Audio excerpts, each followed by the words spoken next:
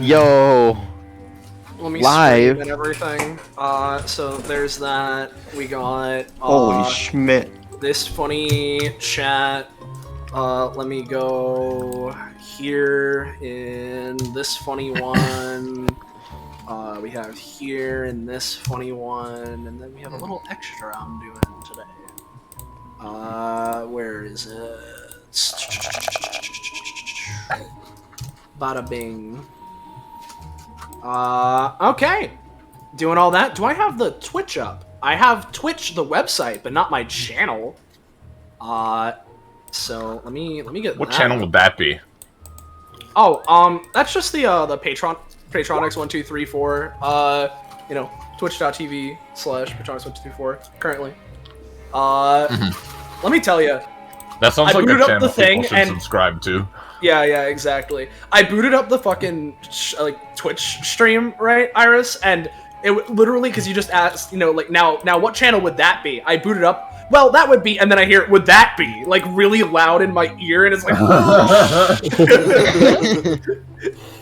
but That's I Yeah. see. I have the fucking Twitch stream muted as default. yeah. same. Listen, I thought I that used to, but I for some did. reason it wasn't here. Yeah, I thought that I did. But at least for now, we've been going live for 30 seconds. Feels like we've been live for longer than that. Let's see. Oh yeah, this is okay. So I was used to original OBS. Okay, Streamlabs doesn't give you a running uptime. I do not know how long we've been streaming. Well, according to Twitch, it says we've been live for 2 minutes. Well, now it's been. What the fuck? It just jumped up. Whatever. Okay. Time. It says it's a minute 20. Time. What is time? I have no idea. A social construct. Yeah, exactly.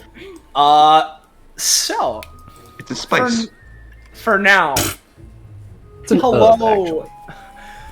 And you know, I'll be potentially changing up the intro a little bit, but let's just ride it out. So, hello everyone, and welcome to episode 162 of Destruction Bench Agreement, our weekly tabletop RPG running the anime campaign or Epithet System. This time, one of our Halloween specials for this year. For at the time of streaming, it's currently October the 30th. You know, we got our second Halloween episode this year. Bada bing. Destruction Bench Agreement, or DBA, as we tend to call it, is a fighting tournament-like organization. You've seen shonen anime. However, those of you who have been around before will know that while it kind of sort of started out like that, it's morphed and changed into something brand new, a force, an organization within the world. And its contestants, its members, often find themselves getting involved in worldly and otherworldly scenarios. And similar to the Monster of the Week format that the show has, in-universe, every week we have a slightly different set or revolving door of a cast of GMs, players, and player characters, so you're never going to be quite sure what you're going to get. And normally this would be the part where I'd say let's introduce them in that order, and we'll do that in a moment, but you may notice this is a little bit different than usual, because while DBA is typically that, you know, as I mentioned, the fighting tournament-like organization, streamed with its events live with the faces you all know and love, these are just a bunch of teens living in the same city that the place that DBA takes place in, and it seems that for whatever reason DBA has put their focus on this group of little rascals here today, and they certainly don't know that they're being streamed. And who knows what could potentially happen to this group on this frightful night of many scares and spooks. And so first off, we have our GMs. Hey everybody, I'm Petronix or Soleil, whichever you prefer. I know that my thing was going to be that I didn't want to be like main GMing a session, at least, you know, being primary and not like a co-GM kind of a sitch until I had Bygone Mountain done. But Halloween is kind of an exception. It's like my favorite holiday, and we need to celebrate it. And I wanted to do it, and I had this wacky idea for the premise of the party. So there's that. And then so I'm here, and among this this group of funny teens, I will also be playing this one right here, Casper. We'll see more about him in a moment, or when we get started, rather. But Yeah. we also have my lovely co-GM, Penny.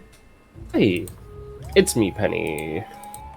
You know, I'm the co-GM for this funny, spooky session, which, you know, this is also my favorite holiday, so I was, you know, and we were like, well, we haven't had like a Halloween thing yet, and there hasn't anything been planned yet. This was like 2 weeks ago, so we were like, you want to just like do one of these? And then we were like, yeah, and now we're here, and we're excited because it's a very exciting thing we got going on. Lots of fun things. Very different setup for what we're used to in DBA, and I'm hoping that'll be fun.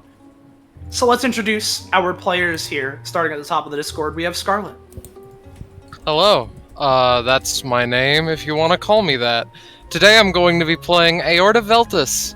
They are the one that is lying down. Their icon is kinda big. I'll actually post the proper full body that I did in the mysterious server that we will link at a later time. They're here. They're deaf. They use sign language to communicate. Therefore, it's a wonderful time. Mm-hmm.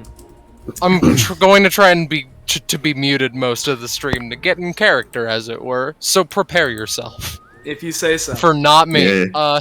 We got Sam.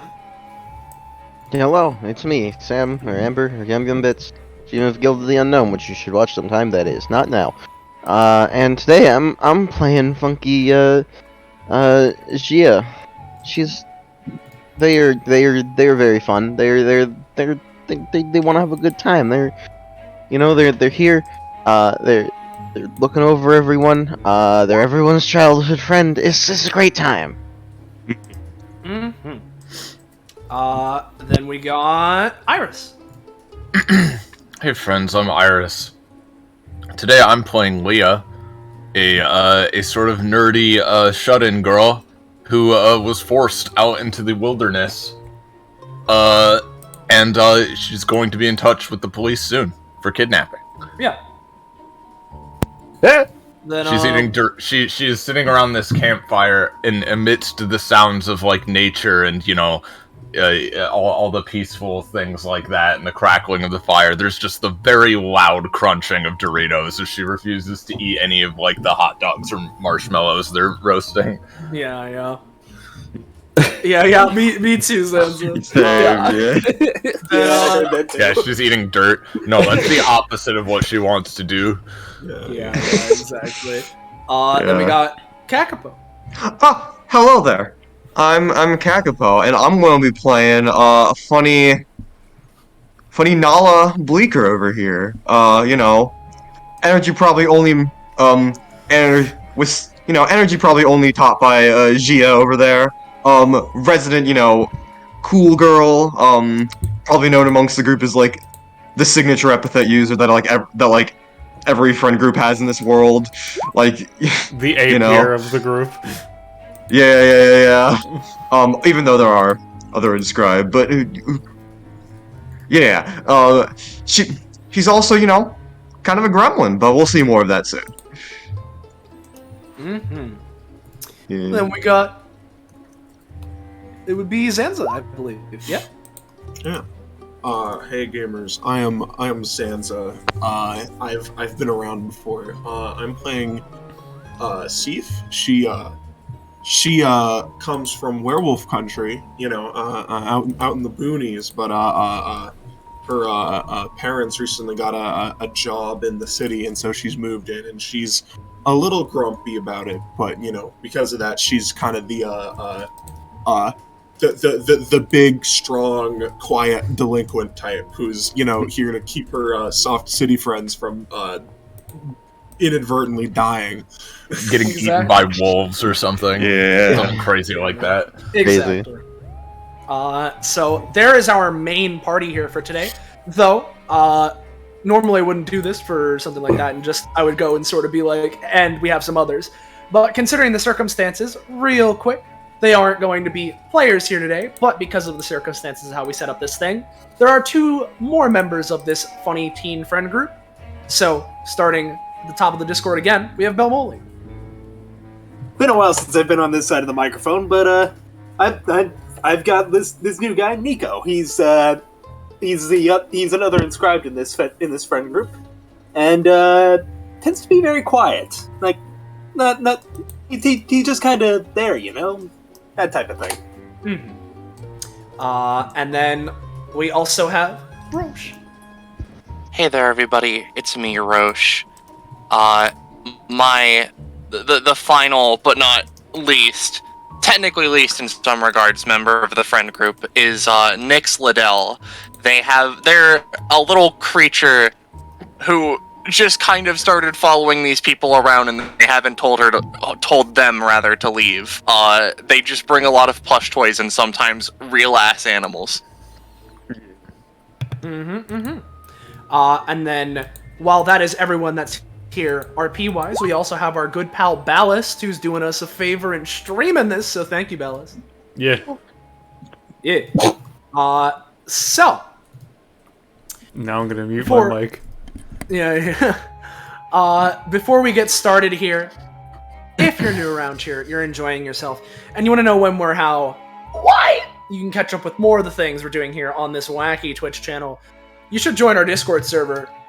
Fine dining, yowza! There it is, the link. There's funny link. You should click that. There you go. Go that. Talk with people. See what's going on. Get announcements. What have you. But bada bing, bada boom. That is our intros out of the way. So, one last little check. Is everyone good to get going? Yeah. More than. Yeah. You couldn't hear it, but the conductor is also excited. Whoa, no way. Yo. Thankfully, Aorta's mute, so you can't hear the fucking sounds of the train. She isn't mute. She's deaf. Sorry. Yeah. But Similarly, for the future, I don't even know if Poco is available, but for now, we're gonna hold off on the conductor showing up because of the nature of this. Just saying it beforehand so that it's not like, comes up in the middle of something important. Yeah, we haven't been having the conductor lately, so it's all fine. Yeah. But with that, let's shift to the proper music for the atmosphere for the current situation, as opposed to the spooky time. So here we go. So, as mentioned before, everyone here, part of a teen friend group, pretty much all go to the same high school or something like that, know each other from around the city. All pretty big nerds and dweebs in their own respect. Yeah.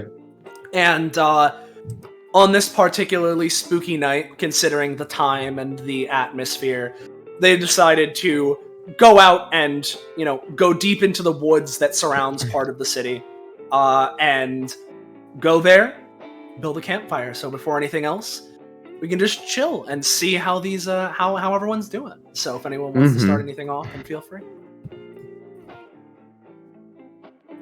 If no one else wants to go, I imagine that this group has brought marshmallows, because what is a campfire without sugar to just douse your stomach in, and of course, yeah. I imagine Knowledge, kind of just, has a big stick and is just roasting 4 at a time, trying to get the world record, and afterwards just takes them all out and just shoves them in her mouth, and it's just Joe!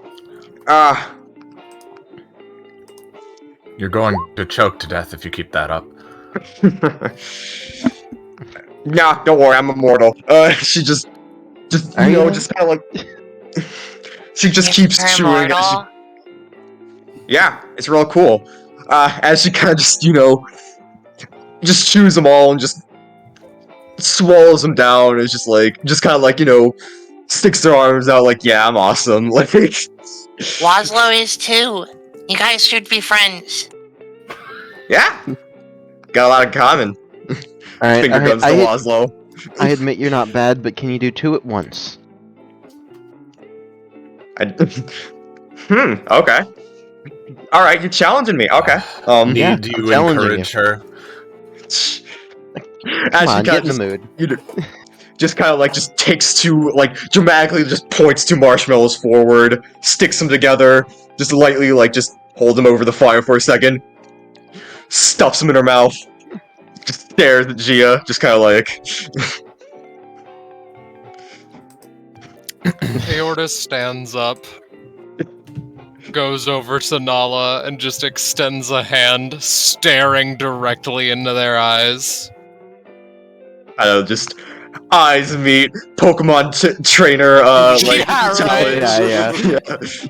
Yeah. Mm-hmm. As they hold out the marshmallow, Aorta turns to Leah. Yeah.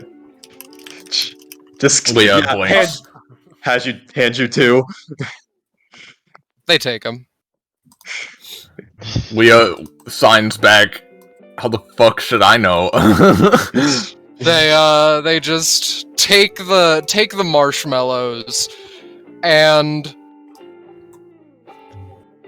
throw them into the fire for a second before reaching back in and grabbing them, fucking blowing on their hand in a fucking frenzy so that it doesn't melt. That and then was real just smart, you know. And then just slams it into her maw. Alright. Please don't burn your hands. Yeah. Aorta, She like, signs, please don't burn your hands. Yeah. Seif, like, grabs Aorta's hand, takes out, one of the, pokers that you use to do the marshmallows, and grabs them from the fire, instead, so that you don't, burn your hands. They go roll in the their eyes. fire. They roll their eyes and take the No. take the Kind of grabs poker. cargo carries. Come on. We're here to have Alright, fun, alright. We're here to have fun, Yeah. not hurt ourselves. Fire Yeah, is yeah. dangerous. I would assume even you guys would know that. I Yeah, mean, listen. yeah, but it's also really cool. It Now, is now, really- Nick. You can Nick. look at it from right here. Yeah. Now, Nix. Listen, even though I can survive any trials that come my way, I know not to stick my hands into fire. It prefers not being touched, of course. Oh, that's right. I was reminded. Epithet friends, I have guesses. I'll finally get them this time, I promise. Even though I said it the past 5 Here we times. go again. Okay. Good luck. You'll never get mine. Nyx goes over and whispers. Well, Yeah. someone's gonna get him eventually. Yeah.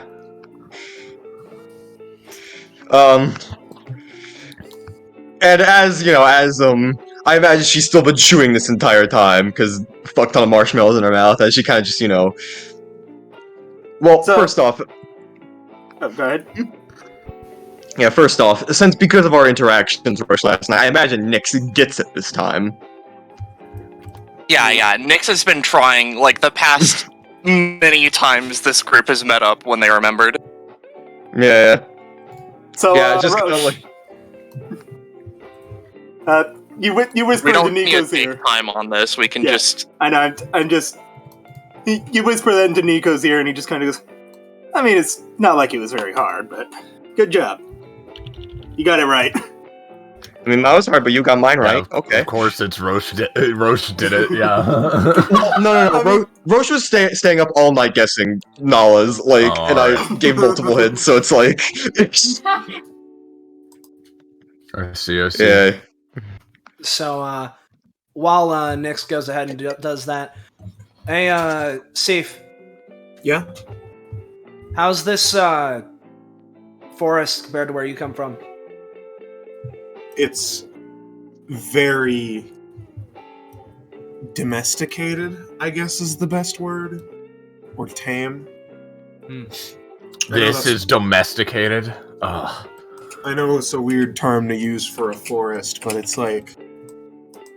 It's very toned down and light, I guess. It's not like the dangerous, rugged wilderness of the country, you know. Yeah. I would not want to go there. No, you should. It's not all wilderness. I'm sure you could find something you'd like. I feel like I'd have a lot of fun there. If there isn't a stable Wi-Fi connection, I'm not interested. Like, it's a werewolf country there. Like, is it called that for no reason, or are there like actual werewolves there? I'm sure they've got like, I don't know, some kind of connection, electricity Wi-Fi. connection there. Yeah. Maybe. Some houses have internet, of course. Wi-Fi, really?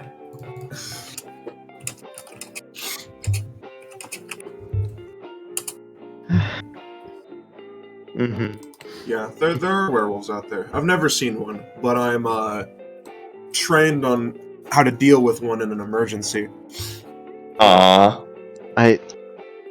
So if a werewolf comes, just follow my lead, I guess. Although it probably won't happen here. I was gonna say I doubt there'd be any here. Wouldn't most of them be in werewolf country, since it's, you know, werewolf country? I was making a joke, and she looks at you with kind of like a sort of blank expression. I see. Was that not clear? Leah chuckles a bit. Our Epithet, the jokester. Yeah.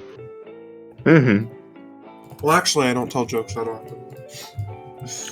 Leah signs to Aorta about the gist of, like, she doesn't know the exact sign for werewolf, but she gives her the gist. Yeah, like Big wolf. like cryptids in Sif's homeland, and it's like, all right, I got it. Yeah. Well. You know, it might always be useful to know how to defend against a werewolf. Like, who knows? I mean, there was that whole zombie apocalypse thing that happened like a couple months ago. Would be useful. That wasn't so bad. Yeah. It was just an excuse to board up and stay in. Yeah. Plus, Right. I've played enough zombie games to know how to survive one of those. Of course. It was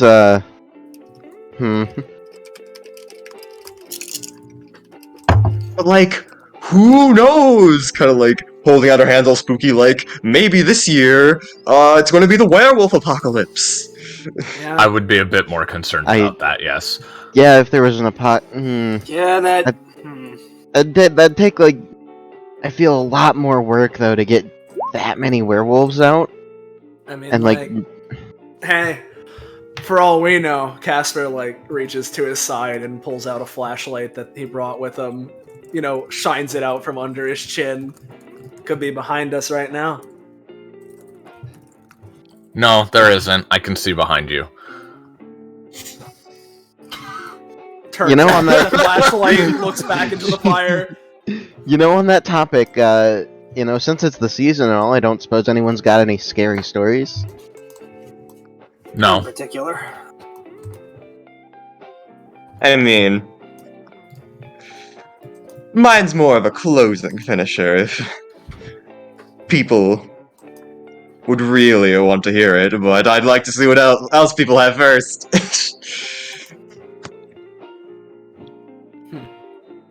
I have a pretty scary story that I heard once. Yeah. There once was an ugly barnacle. Yeah. Really. Yeah. Nice reference, dickhead. She says jokingly, of course. Yeah. I'm just... Yeah, no, I mean, hey, if Nala's waiting, I mean, yeah, we don't want to piss our pants before we get to her, so, I don't know. Mhm. Casper just, like, puts his hands into his coat pocket and kind of leans back a little bit on the log. A little too far, almost stumbles off, just rebalances himself. What about you, Casper? You tend to like this kind of thing? If you're desperate to fill the time, I suppose. Nah. I don't know about, like, scary stories. I've heard a couple of them, but I didn't, like, prep any... I didn't prep anything, probably stumble over something. Oh, you know, actually... Though, now that I think about it, it's not like a scary story, but looks over to Nala. Was your scary story the thing we found? But, like, sure can be. Like, I could probably tie it into that, if you want. Or... Sure, but, you know... Actually, wait, no, it doesn't work that way. No, it's like two completely different subject matters. She kind of just thinks to herself. Okay, but... I don't know if we want to make, like, a real-life scary story or something. The other day when me and Nala were scouting out this forest, you know, we found the, I don't know, I forget what they call it, right? But, you know, the one crash site. Yeah, that. Mm-hmm. Oh, you two Crash were scouting out the forest? Yeah. I mean, yeah. I And see, I dude, see. just kind of turns forward. You know, like around a decade ago, you know, you've heard of that, you know, huge airplane crash that, like, you know, landed around here and stuff. Well, you know, apparently cleanup wasn't completely finished. For some reason, they wanted to leave the remains of the plane to rest. Of course, news, the news was saying they wanted to leave a testament to the event, but, you know, who else? Who else knows why, you know? It just sounds like the laziness of our infrastructure to me. I mean, come on, it might be Yeah, fun that to... sounds more likely. I mean, it might be fun to investigate at least if we've got nothing else to do in the spooky season. Yeah, and from what I was Yeah, looking into, it's also partially, like, you know, to honor the event or whatever. Apparently it's pretty bad. Mm-hmm. Well, don't worry. It's not like we've already been there, so it's not like you're gonna die instantly upon stepping in. Yeah. So it's safe on that department, but still, just kind of, you know, grabs Casper's flashlight right out of his hands and kind of like Hey. flashes it like on herself, like, who knows what's inside? Yeah. Considering the night, who knows, maybe something else snuck in there. Mm-hmm. Well, if we're investigating that, then I'm coming with, so that none of you guys, like, sprain an ankle or break a leg or something. I mean, just I mean, an we're all idea. I'm just saying, we're all here. If we decide to go investigate, it's gotta be the whole group, right? Yeah, as if you had a choice. Well, at least most of us. He just sort of pulls out his phone. You know, not a good connection, but it does have a clock. Hey, Nix. Yeah, Ain't your parents still holding you to curfew? I don't care about my parents. Just sort of, Valid. like, looks over. Now, you don't care about your parents, but don't you think they're gonna, like, ground you or something? If you don't get back in time? I could just climb up in a tree. Nix, Yeah. if you go home right now, I'll give you 5 tosses in the air tomorrow. But I really want to see. Aorta gives them a toss into the air today by just picking them up and throwing them fucking Home. northwards. Yeah, exactly. Well, okay. All the way. All the fucking way. We're thrown to the plane crash site. They start the session by themselves. They're mauled by wolves. Sorry, but before Nyx is thrown, they would just say, I mean, that's fine. But I do want to spend time with you guys, but if you find any cool stuff at the plane crash, I want it. We'll make sure we save you a lot of cool stuff, Nix. Mhm. Yeah. Hey, There's like a ding in the air. Yeah. Yeah. Actually, Also- what's up? You know, well, she kind of just stands up and is just kind of like, you know, now that I do think about it, along with Nyx, we might need someone else to stay behind. Of course, we might need witnesses if we all disappear tonight. There's Come on, that. we're not gonna plus, disappear. It's a crashed airplane. We're not gonna disappear. I mean that plus like, for like real though, like Nyx can handle herself, but like just Themselves. sort of looks over to Nico. Would you mind like going after her, making sure she's okay?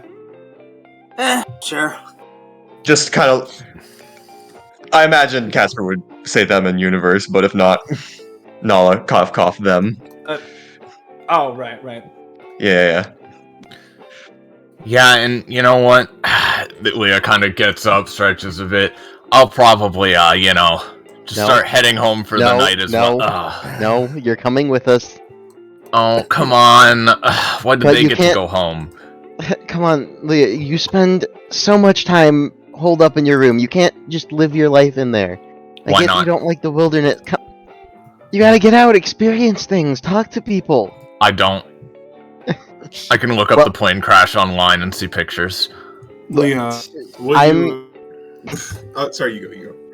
I am saying you have to. And look, if it'll make you feel better, I've been working on a little bit of something that I think will make it a little bit easier for you to interact with stuff out here. And she reaches into her bag and pulls out a pair of gloves that she just finished knitting and puts them on your hands. There. Gamer Now you don't have to insulation. touch anything directly. Aorta nabs Leah's glasses. Hey! Leah, like, kind of closes her eyes and sort of blindly reaches towards them. The battle of the blind and the deaf commences. Roll initiative. All right, you two, come on. When she does get her glasses back, she would look to Gia and just be like, if you insist, I guess, and sort of, put her gloves on.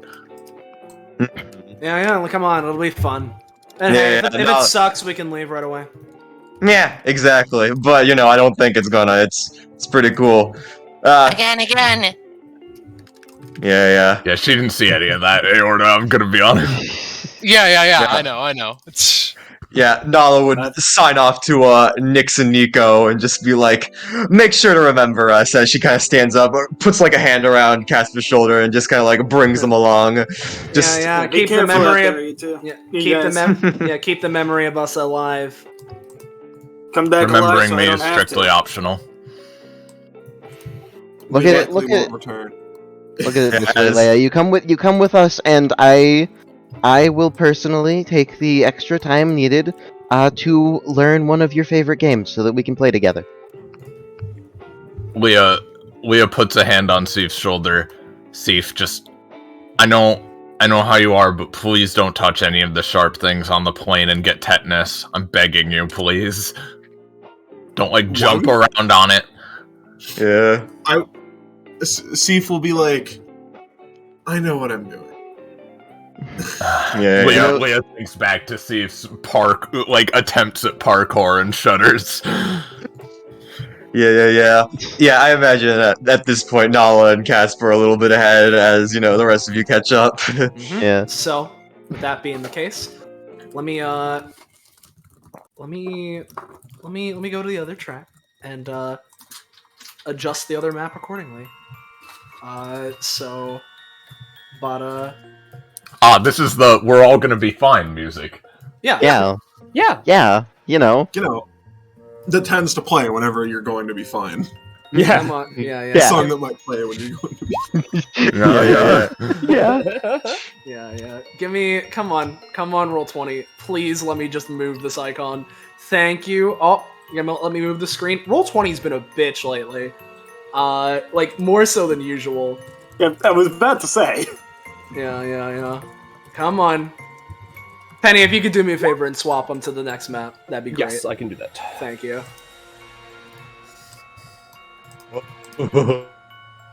Here it is. Yeah. Oh man, look at Kinda that just- plane! Yeah. Yeah. You guys And- did your best. I can tell. It's Yeah, fine. exactly. Or what's left of it. Yeah. As- It's partially disassembled, so... Yeah. But one quick thing as well to mention: as soon as you guys the closer and closer you get, you get this the best way to describe it, really kind of weird, unnerving feeling. Maybe it's just your anxiety acting up. Maybe it's something more. But there's this real funky aura coming out from here. Almost unnatural feeling. Oh. It's even all fenced off. You guys are just gonna get us in trouble. Casper Come on, climbs we're Just out in the yeah, middle of the that's woods. what There's you no do. one around here. Yeah. Besides, this is the exact kind of feeling you gotta look for around Halloween. Suppressed anxiety. Yeah. As Nala kind of just like, just pulls out this chair. Now, Casper, would you need it? We've been walking for a while. Would you like to take a seat? As- What's this bit you're doing? Fine, sure. I don't, come on, man. I'm just having fun, dude. Like, yeah, just kind of like, Leah, I can give you a boost. yeah, just kind of as Nala leans in, is just like, oh, I wonder who died in this one. Like, I mean, probably like quite a few people. This is like a big thing. yeah. Kind of just get serious for a moment. Like, yeah. Uh-huh. Anyway, jumping back to Seif and Leah real quick. Yeah, I assume Seif and Aorta are both, trying to lend a hand to pull Leah over. Yeah. Because she can't climb Yeah. up. I mean, Leah can climb up. She's just being a little flighty about it, but she'll follow. Alright. Come on, it's gonna be a good time. Yeah. Look at it this way. If something does happen, which nothing will happen, then I'll owe you one. Fine. No. I mean- Nala, press. No, go on. No, yeah, just Nala, I was saying, like, Nala just presses on forward. Looking around at this shit. Probably hasn't gone this deep before, but, climbing over the wires and stuff. This does sort of have a, horror game aesthetic, I suppose. Yeah.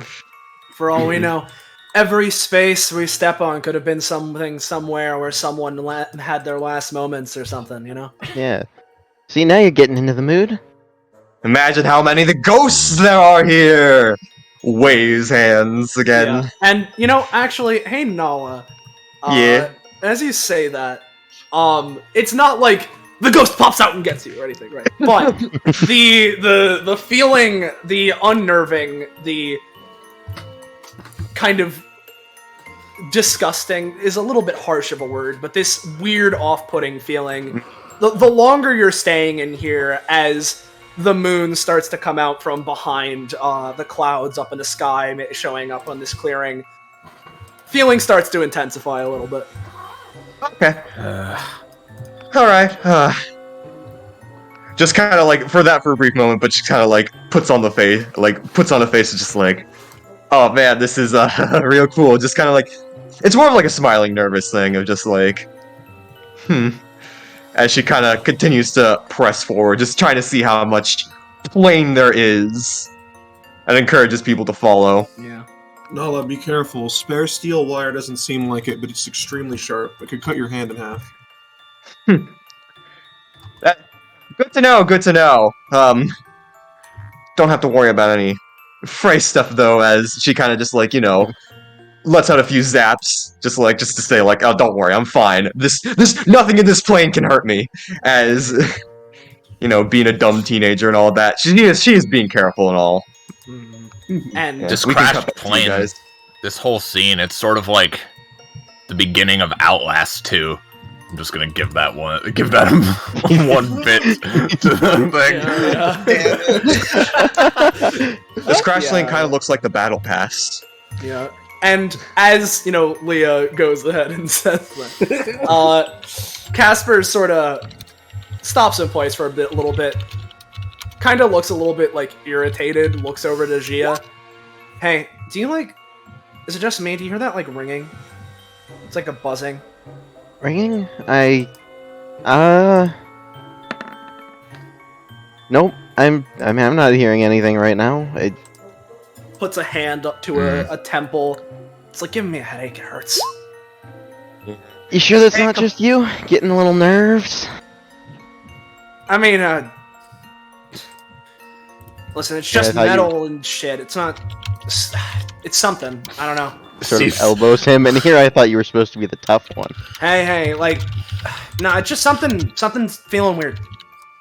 Yeah, as as that's going on, Nala would just kind of shout from this area, "Hey guys, this place is really cool! Like, don't like some of you have like an engineering class that's like having a test soon? This is like good first-hand experience. Come on." Nala, just because there's a bunch of metal around doesn't mean you're gonna learn much about engineering. Come on! Like, there's a generator here. It spins.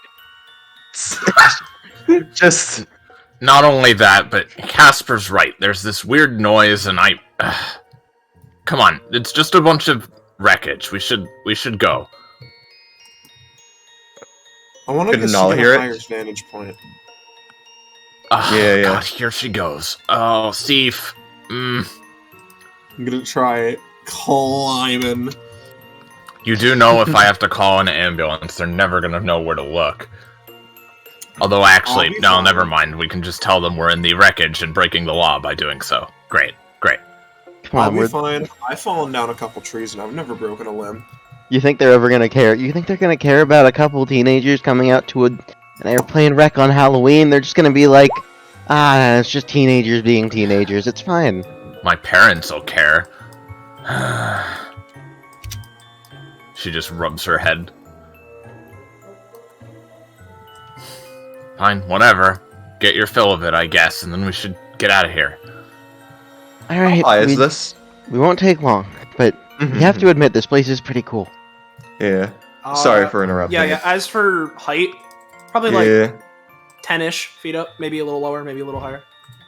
She's kind of like doing like She's kind of doing the Mufasa, like, the Rafiki thing of just, like, standing on top of this, just feeling on top of the world, having a good fucking time, you know? Oh, if Nyx was here, you could hold them out and, like, the thing. Yeah. Circle of life. Yeah. Yeah. But, alas, she's just kind of, like, standing on top of the world, kind of...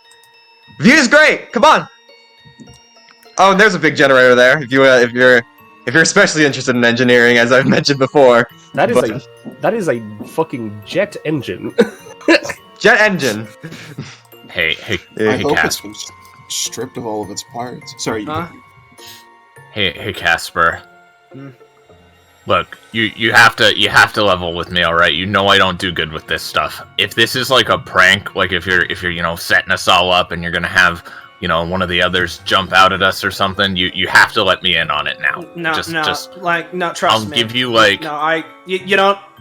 Just sort of holds out a hand while sort of holding his forehead in the other. No, this ain't a prank. Literally, me and Nala just found this place the other day and thought it'd be fun to go on Halloween. There's nothing else. At least, wasn't supposed to be, but... It doesn't feel right being here. I can't explain it.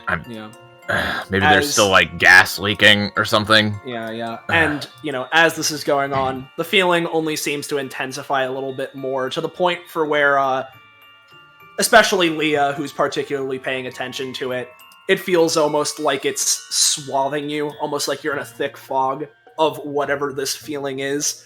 And Casper especially seems particularly unnerved. Boy! Yeah. You Hey. finally getting freaked out, Casper? It's something I...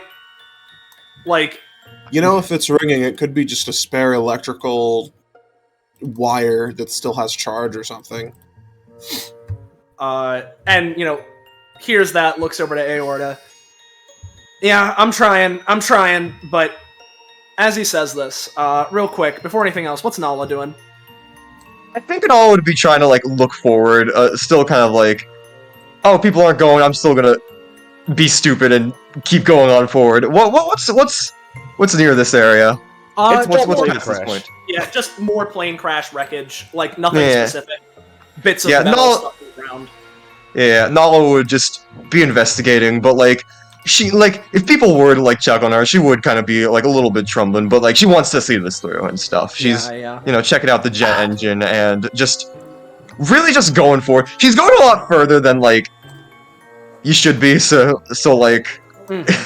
Guys, so, like... I'm serious here.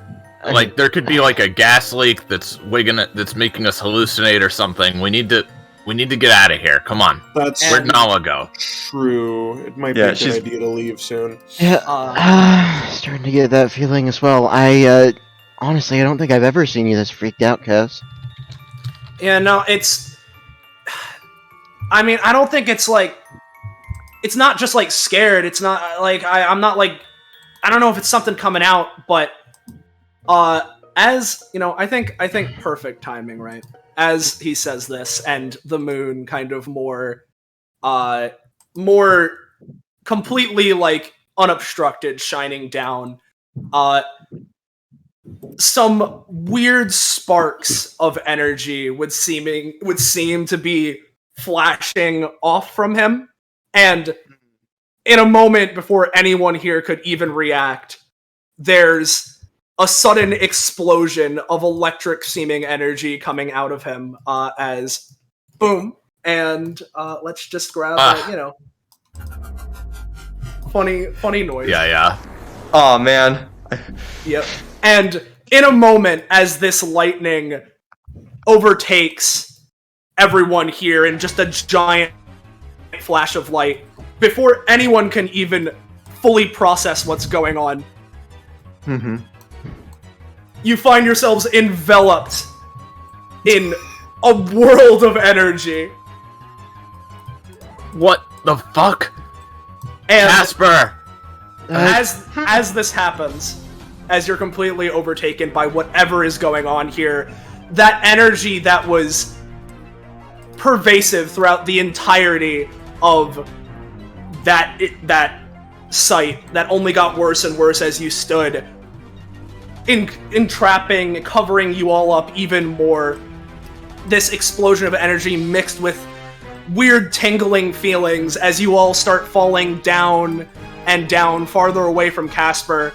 And the most that you can see of him is, the best way to describe it would be as if this orange substance that's sort of wibbling and warbling kind of overwrites him and his body, as if he's almost completely covered and subsumed by it, as you all continue to fall down Just and down.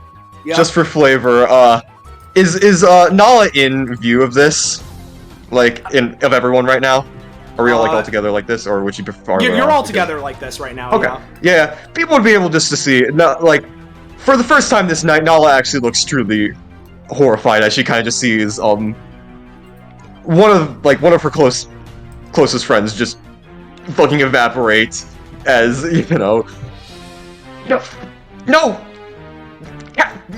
what the fuck? Just as we all are falling and stuff. And as this overtakes you, the further in you go, this feeling, this unnerve kind of, at this point, completely surrounding you, to the point where it's just the pervasive feeling of everything as you all fall deeper and deeper in. And after enough time, everything goes black. And could everyone give me a roll? Oh no, is this the roll for landing? Not quite. Okay. Alright, so aorta, right? It's a bit hard to tell because everything envelops you, this feeling, as well as the energy around as you fall deeper and deeper in. You all black out. And it's hard to tell exactly how much time passes. But you are the first to come to. And when you do, you find yourself in a strange new area.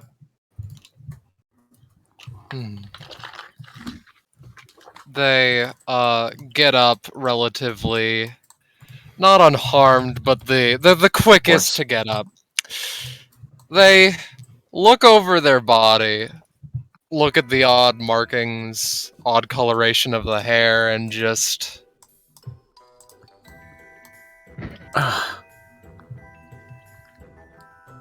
What the hell? Leah sort of struggles to her feet, and I don't know what to tell you guys. She's a bat. She's got like wings coming out of her arms and really long bat ears on her head. I thought that was a kitty girl, honestly. Nope, it's a bat. Like a werewolf, but Yeah. Nala just. You go first, Sansa. I don't have anything. I was just making a sound. Yeah. Nala just jets up. Casper? Ah, shit. As she kind of just looks around and is just like, okay, what's happening Fuck, here? all of you look weird. Same to you. Just stands up, looks around, takes in the surroundings. Leah, are you some kind of like were creature or something? What are you talking? Sort of like looks down at herself at her wings. What the fuck? No, are you some kind of dark angel? Like narrows her eyes. What are you? Wait, she's like, Hey, Steve, do this. She like sort of waves a hand above her head. okay. She touches something that, like, despite floating above her head, is like, you know, relatively attached positionally. She's like, what?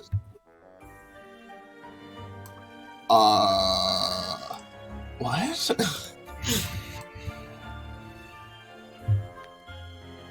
So, What the fuck is? What did Casper do? Where are we? just kind of looks to Leia. I went a bit ahead. What exactly happened? Fucking Casper. Theor just like, walks up and starts writing shit down. Yeah. Casper like screamed, and there was this flash of light, and we were all falling, and No, I'm awake. I see. What happened with the... you appear to have turned into Satan. What are you all... Why does everyone look different? What? Hey, Gia, do this. Motions above the left side of her head, specifically. She does that, hits the horn. Yeah. Nala takes a deep breath in, deep breath out. Hey, Soleil. Yes. Would Nala have known that Casper had an epithet? No. And I will say, especially with you being an epithet user, the feeling that you may have felt overtaking you there wasn't necessarily epithet. But you would have known doesn't have an epithet or anything like that. No, at least from what you know. And, because the inevitable thing happened, I'm just gonna link this talent and say nothing else and add a bit. Yeah. Yeah. Damn it. Well, it's nothing we could have prepared for. Casper never had an epithet. We've been... Yes. There has to be an explanation for this. Signs furiously. They're overdone. Yeah.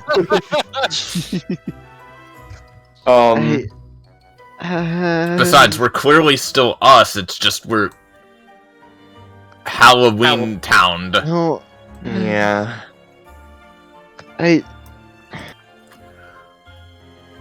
guess we should probably start looking around. And as you say that, Gia, I will point out that this path up here, if you look down that way, it's a long kind of winding path, seems to, for no real good reason, just kind of go back and forth, and eventually in the distance you see what would be lights and buildings and the like. As Leah had described, quite literally a Halloween town looking area. Yeah, Nala would just look out for a bit, just kind of be like, damn, should have kept my eye on him. Well, just kind of, putting on kind of a forced smile, but just like, let's see what this place is, at least. Yeah, Okay, but number one priority is getting Casper back. I said I would make sure nothing happened to anyone, so... Well, I mean, that goes without saying. Of course, yes. If I can get enough... Oh, yes, good. I still do have a Wi-Fi connection in this place. If I can get enough data, I can try to make some weapons for us, at least. I think I'll be fine. Zap, zap. Out of finger. She sort of like puts hands to either cheek and sort of shakes her head a bit. Oh, no sense getting bothered by this right now. Alright, let's get moving, everyone. I had a bunch of survival things in my coat, but I don't exactly have pockets anymore. That's the cruelest twist. I guess Yeah, that's and- out the window. Look, like, as they're walking, looking around. Oh, and, I guess I owe you one now, huh? Yeah, you don't fucking say. Aorta's wielding their guitar like a fucking samurai sword. Yeah. Look, Holding Casper. base in that. Yeah. Look, Casper first, favor later. Yes, obviously. All right. Well, if that's the case, you all find yourselves walking down this very long path. Real quick, if you guys would want to, while you're walking down, if you want to do any more RP, feel free, and then we can move on. At this, like, Nala would kind of just scooch over to Sif and just kind of like, still a little bit feeling weird about Casper and all.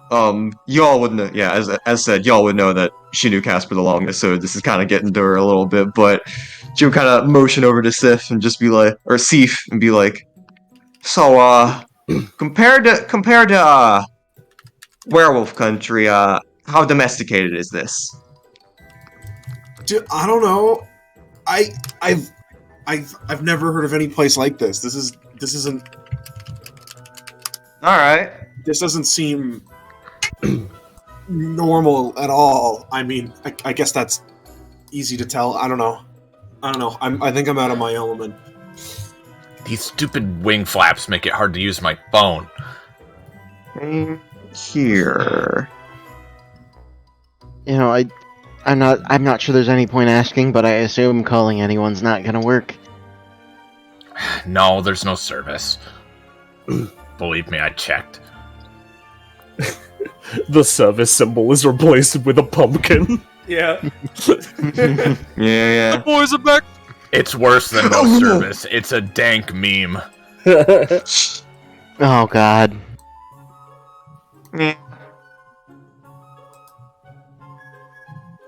All right. Well, if no one else is jumping at the nib for anything to say, well, everybody, I don't know what you were expecting for the music track, but I Like, pretty you don't much know even- exactly what it is. Yeah. Yeah. Yeah. Listen. What were you expecting? Oh boy, there's a bunch of fucking gays around here. Hold on. Yeah. Let's take a look. All right, we got Establishing shot. witch, Now there's- ghosts, There's a bunch of gays, and now there's 5 more. little imps. Okay. A bunch of. Oh, there's like a Frankenstein's. All right. And then pumpkins, of course. All right. And then teleported. a unique one right here. Oh, a unique one. Yeah. Oh, and it's a penny girl, so she's hot. Yep. Yeah. Oh, guess we just teleported into Nightmare Before Christmas, alright.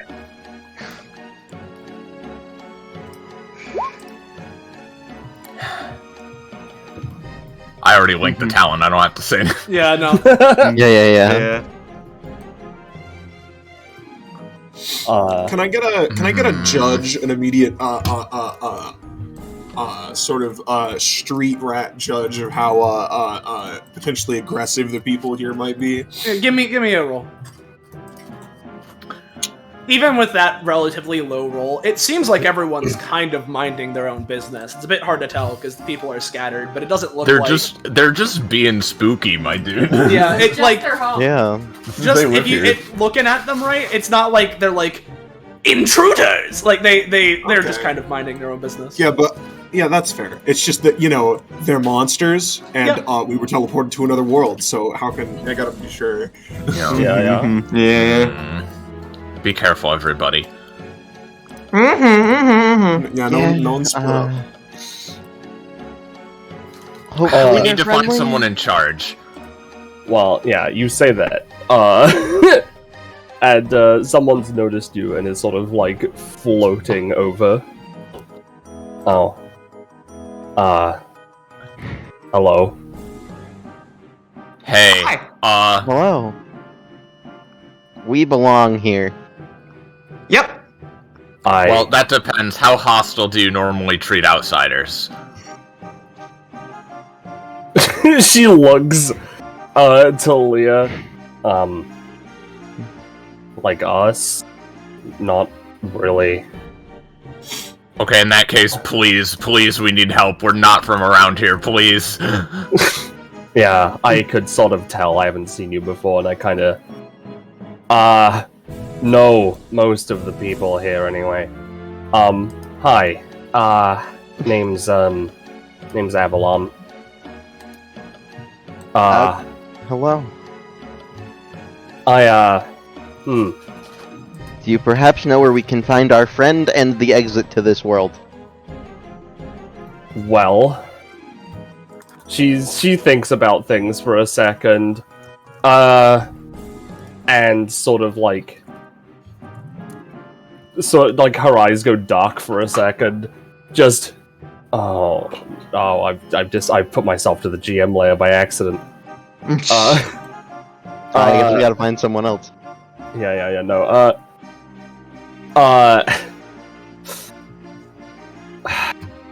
Alright. So I'm gonna guess you were with that big flash of light from, a little bit ago. Sounds about right. Okay. Oh, okay, so there was actually a flash of light here too. Okay. Yeah. I'm gonna assume that's what he grabbed. Alright, I don't know how to say this. Beginning of... you said you're missing a friend, right? Yes. Yeah, no, that's gonna be a bit of a tall order.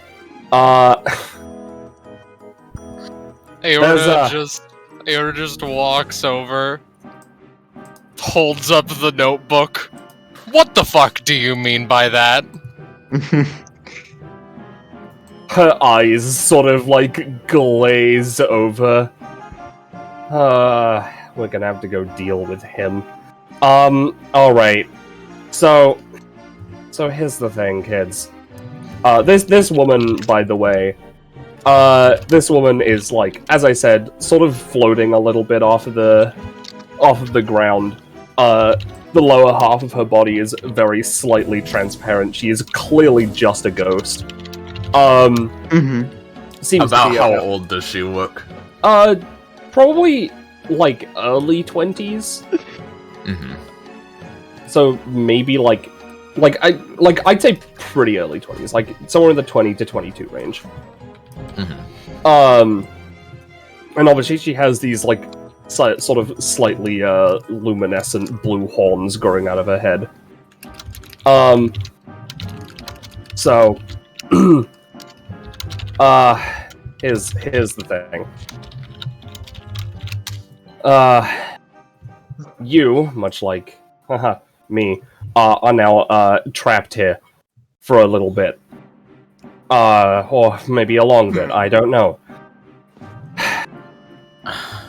So, Really now? there's this guy. She sort of points to the far distance. You can see another long winding path, like, up northwards, through, like a forest. There's, like, a giant, like,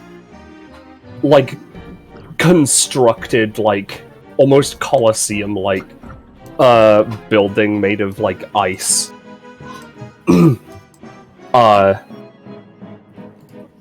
So, the light that I saw, which I'm assuming is your friend, flew over that way. Because the adversary got him. Who? The The adversary? adversary. I don't know their real name. Do you mean like from the Bible? I don't know. Listen, I don't know who they are.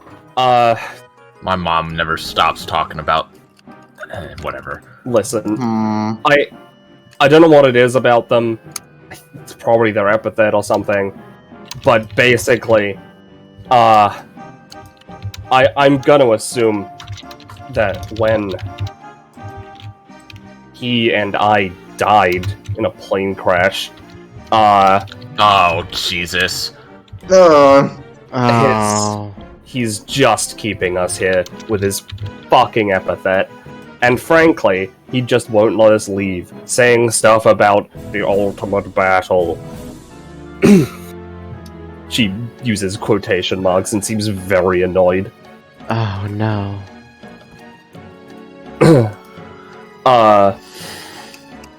And unfortunately, we're not going to be able to get in there, because he doesn't just let anyone in there. You have to pass a trial, or defeat, like, prove yourself worthy, or show off, like, power, which is probably why he grabbed your friend, considering how much... so much energy they were just letting off there. This is Why were they- epithet some... Why were they letting off energy? Would Avalon have been able to tell what it was? What kind of stuff? Like, she's attuned to sort of stuff like that, kind of. You know, give me Penny. Let's have a roll. Let's see if Avalon Yeah, sure. can determine it. That's completely average. I'll roll again. Yeah. That's still average. That's still average. Just Give roll it a one more. D2. Okay. There we go. Yeah, so she'd be able to tell, obviously not all the specifics, but she could tell the, The type. The type, yeah. Yeah. Yeah, no, that kid was letting off some crazy psychic energy. Aorta just writes something decisively in the notebook and tosses it here.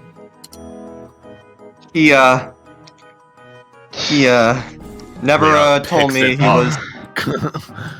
He never told me anything about being a psychic. Well, whatever the trials or anything we have to do, if it'll get us Casper back, then okay. Yeah, so... there's just, like... yeah, no, he's just not gonna let us in. He hasn't let me in before. Anyone else that usually gets in doesn't come back. But, if you are so determined to save your friend, there's a... She, again, makes quotation marks.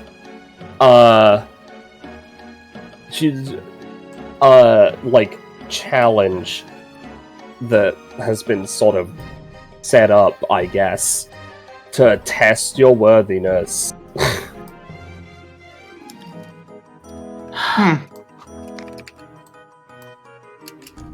I can show you where it is. Yeah. I kind of have a beef with that Wait. asshole. Can I ask, where are we? Oh, yeah, actually I probably should have mentioned that. You're new here. Definitely not dead from what I can tell. Yeah, so, from what I know about this place, it's kind of like a sub-plane of the Phantom Plane. It's just where all, like, the spooky, haunted stuff comes from. And sort of lives. Makes sense, I suppose. Yeah. Is that why we look spooky? Yeah. Yep. Hey, I see. I thought DBA was making that up. Huh. All right. I have no idea what you're talking about. No, there's observable data about this kind of thing. So it's Well, the place that's making us like alright. this, and it's not just like we've been biologically shifted into these now. I mean, Alright. while you're here, you have. Wait, She floats off. Wait. Oh, yeah, what's up? well, I guess you go first, Sam. No. Not doing anything. Just you go. Just, okay, she goes around aorta. She goes over to, Avalon. Okay, listen. We can walk and talk if you want, but I need you to tell me everything you know about this guy we're going up against. What do you know about him from the plane? Well, I didn't know them. They were just a guy on a plane. All I know is that they can, like... is that they're ridiculously strong, and they keep, again, talking about a glorious battle. And... you can just sort of... every so often, you just sort of hear them screaming to themselves and just clashes of metal, which I assume is him training like an asshole.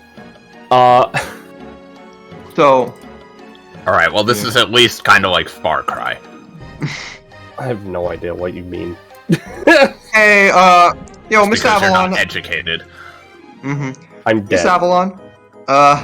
Yeah, what's up? Hey, just real quick question, just to satisfy my curiosities. Is, like, everyone here a victim of that plane crash? No. It's, as far as I know, it's just me and him. Well, just still kind of, gets a little bit, well, I'm still very sorry for the both of you. Sorry if we Thanks. disrespected you or anything for, going Oh. So you there. Are you telling me they haven't cleared that shit up? Yeah, no, okay, it's like the weirdest thing. Like, they were just like, yo, we need to, like, preserve this, event. Even though it was, like, because, like, the worst airplane crash in, like, a while. So, like... I mean, it's not like we were doing anything disrespectful. We were just walking. We were just walking over some place where some people died. It's not like Avalon could feel us stepping on her or something. I know, just still. Listen, I don't really care what happens to that place. I'm gonna be honest, I just want to get out of here. Is this guy's epithet, like, adversarial or something? No. Do you know what it is? I know he has one, I don't know what it is, though. Just, why is he... Why is a motherfucker like this on a plane of all things? I mean, I assume he was a normal guy. Can normal people really just decide to keep others trapped in another dimension forever? Yeah, but that... Listen, I don't know what's going on. She sort of, like, looks to them. Okay, I'm gonna assume, like,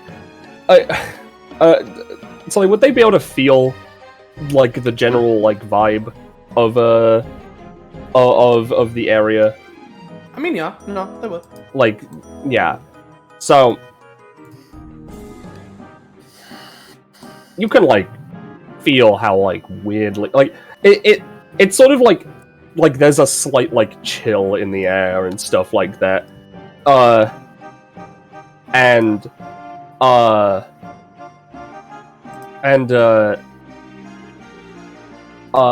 Like, the whole area is sort of, like, sure, it's, like, spooky, but, like, there's this other, like, weird feeling that, like, encompasses this area as well. Nala especially would be able to feel it.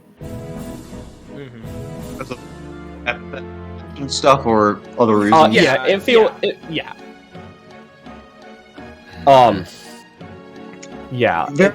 Yeah, weird epithet guys.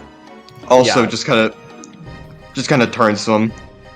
I'm not underestimating your capabilities, but I'm the only one who has actual, like, superpowers and stuff. So it's like, you guys can handle yourselves, or Aorta does something that most of you have never seen before, and just unattaches the head of their guitar, revealing a sword in the neck. What the fuck? You just have no. that? Yeah. Yeah, she kind of showed me this before. Shit. She signs that? Okay. Listen. As I said, gonna be real. This is gonna be a fight, right? That's just how it's gonna be. I don't know. I can tell one of you's got an epithet. Raise his hand. Yeah, That would be me. I'm gonna be honest, I don't really know what the rest of you are gonna be able to do. I'll be here to sort of help, but I warn you, I'm not really that strong. So, like, I'm not gonna be able to do much. Which is why she looks over to the Colosseum. I haven't been able to go over there and kick that fucking asshole's fucking ass. She seems very angry. Or maybe less angry, but, like, exasperatedly depressed.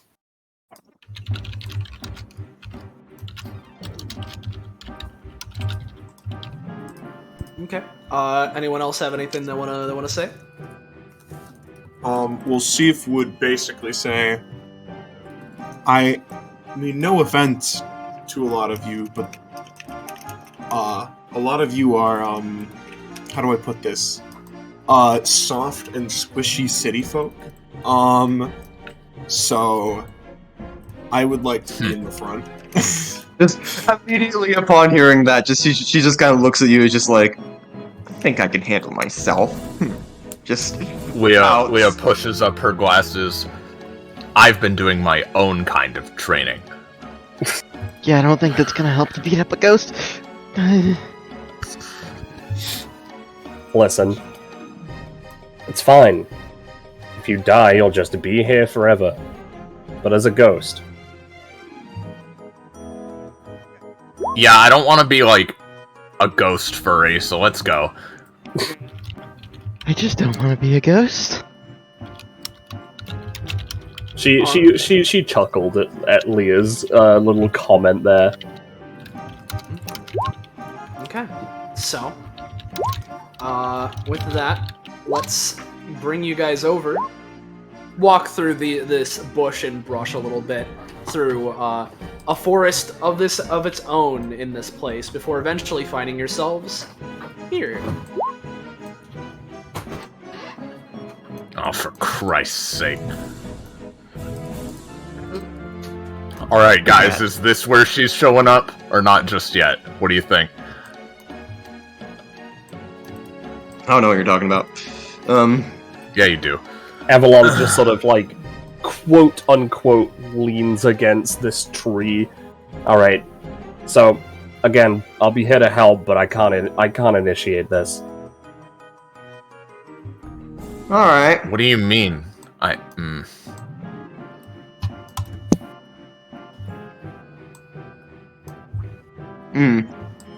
Well, I'm not doing it. Listen. One of you's gotta go in there.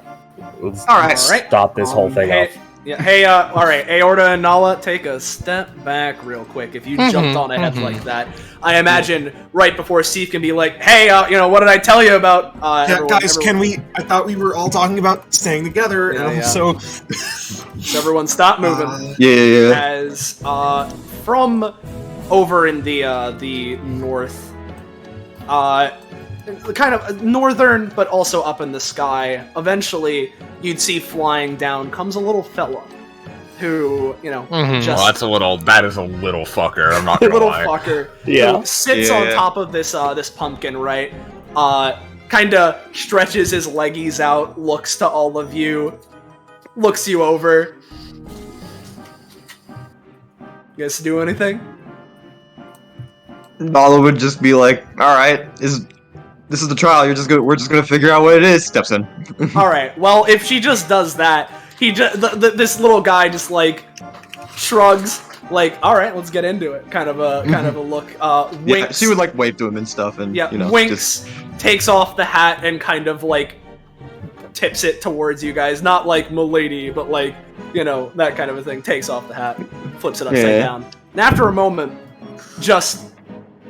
weird, the best way I could describe it would be like dark light sparkles kind of start shining off of him as he enters the big pumpkin in the center. Who could have seen that coming? And after a moment, this pumpkin starts roaring to life. Penny drew Pumpkin, the king of ghosts, I swear to Christ. It wasn't Penny that did it.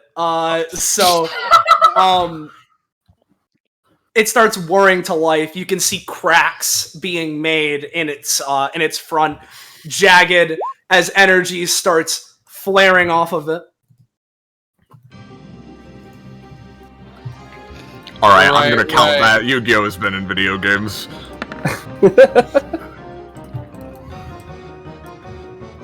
Insidious Gourd, that's a very Soleil name for something, Jesus. Fair enough. Yeah. I'm ready. So just these two get initiative, or do we all get it? What's up? You will get initiative. Okay. Yeah, you all get initiative. Come on, guys, let's go! Let's do this! Alright, I'm actually setting that to 0. Oh, it was just rolling together on that. Yep. Alright. That seems to be everybody. So, Leah. Oh wow, I'm first. Okay. Well, that's not really good for me, actually. Let's see here. Let me look through my stuff real fast. Alright.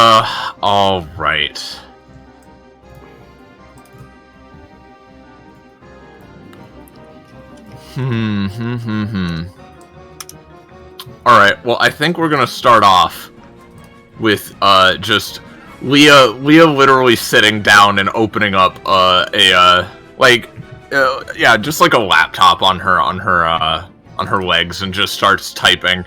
I'm gonna try to hack into the gourd. Alright. And I imagine that, like, he's probably gonna use these vines in some way that are coming off of him, so she's gonna try to specifically deal damage to him, specifically by hacking into the vines and sort of, like, weakening them, shriveling them up a little bit. Okay. Yeah. Yeah. So, yeah, deals 5 damage and gives them a minor debuff. Okay. Yeah, sure. As its vines become a little bit more shriveled. Yeah. Yeah, Leah's just sitting back here, like... But, yeah, that's it. Alright. Nala. Yeah, Nala would kind of just like, let me see if I can find a good alt for this. Okay, nothing super. Like, she would kind of just like grin and then like kind of like rustle around in her pockets to see if she has it. She does. She pulls out like what seems to be a blade handle, and you all recognize this you don't recognize this like technological like sort of like a lightsaber handle as like something she said to like custom make. A lot of it was very expensive, but she ended up getting it very recently. This is something she's claimed to channel Epithet into, as she kind of just like, kind of like pulls off like a wicked like grin as she kind of just, shakes it a bit, and then like electricity just zaps out of it, and she's just like, all right, let's do this, as she kind of just rushes forward and is just going to try and stab the Red Nova, as she nicknamed it, into the insidious gourd. All right. Yeah. You just run up with your funny beam sword, stabby. It goes in. It doesn't go in too deep. Yeah. It's a pretty obvious. I'd say. You can get your bit from the No More Heroes thing. Yeah. But basically, it doesn't go in too deep, but it does stick in a little bit. Yeah, she's just trying to like push in as far as possible. Like, come on, guys, back me up, and just not really understanding that she's fighting off against like an actual monster and stuff. Yeah. Alright. That Nala? Time to die. Alright. Insidious Gourd. So first off, we have its main passive, which isn't too complicated, but it's important because it is a start of turn. So let me open up this. Seeds of Terror! Start of its turns, Insidious Gourd puckers up before spitting out a wave of 1d10 exploding +1 pumpkin seeds into the air. After they have been released, their landing location is telegraphed, and if a unit is any one of those spaces at the start of the Insidious Gourd's next turn, they take 5 to 7 damage. So let's roll that funny d10. Alright, so that's a 9. So let me telegraph those spots, and I'll make it in a nice red. Because it's what I have and it's nice and useful. So we're gonna have, right here on top of Nala. Whoa! Gonna go like here. Bippy, Boppy, Boopy. Bippity bobbity boo, perhaps? Yeah, perhaps. Yeah, sure, one there. 1, 2, 3, 4, 5, 6, 7. So we have 2 more. So we'll go here and here. So those spots are now marked. As for its actions, with Leah's help, this will probably not deal as much, but I will say for the future, I'm handling this in the way that I like handling some other bosses and shit that I've run in the past, where they have a second main action on their turn, but they can only use it for basic attacks. And Yeah. will be doing so and trying to, as its vines sort of wrap around, a bit more shriveled, but from beneath Nala is going to try and fling her back. So there's Just- that. Not quite. And you may be wondering, what's that range? This. Basically, anything that utilizes its vines has battlefield-wide range. So targeting it was a very smart move. And so there's that. I imagine. Yeah, what's up? Yeah, I imagine as the vines come up from the ground, Nala, like they're a bit shriveled and slower, so Nala just stomps them, just makes them go away. Mm-hmm. Just- And so yeah. you do that. And so what it's gonna do is it's gonna try and start protecting itself a little bit, just because that didn't work, and it can feel that its vines aren't exactly working out. So it's gonna go for Spooked Out Shadow. No. What did I tell you guys? If it rolls like this again next turn, I'll give it a gimme. Gia. Yeah. Alright. Well, I guess we're fighting a giant pumpkin now. And let me post a couple things really quick because it's important. Let me post Gia's passive. Long story short, chooses a thing to be the focus of her learning for the session. Currently, it's knitting, so she can implement things about knitting to various actions. But more importantly, she has an ability that is completely different based on what the thing is. And I have pre-written it ahead of time, and I'm going to be using it to try and do a very quickly take out one of her in-progress things and finish knitting a sweater to try and give Sif DR.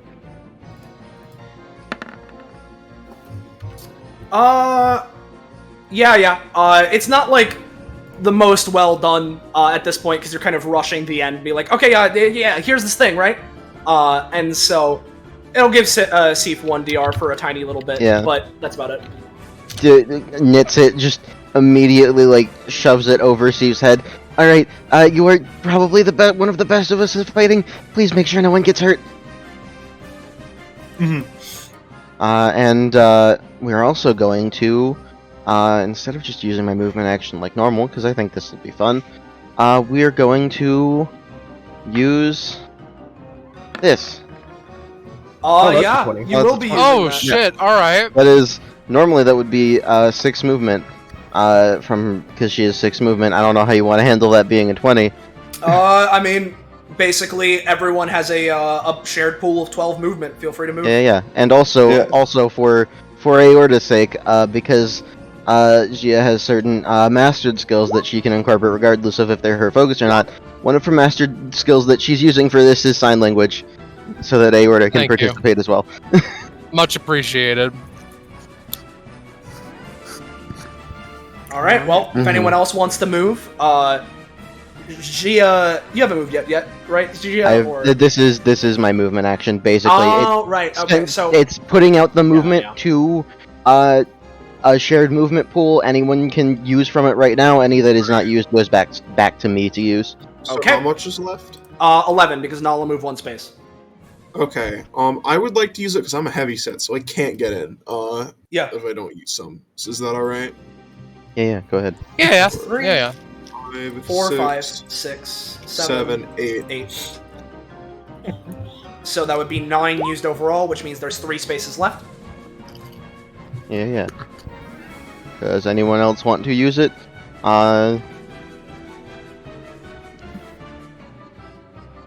No one's jumping at it, so I'm just gonna say no, and I'm just gonna move myself over here, and that'll be the end. Okay.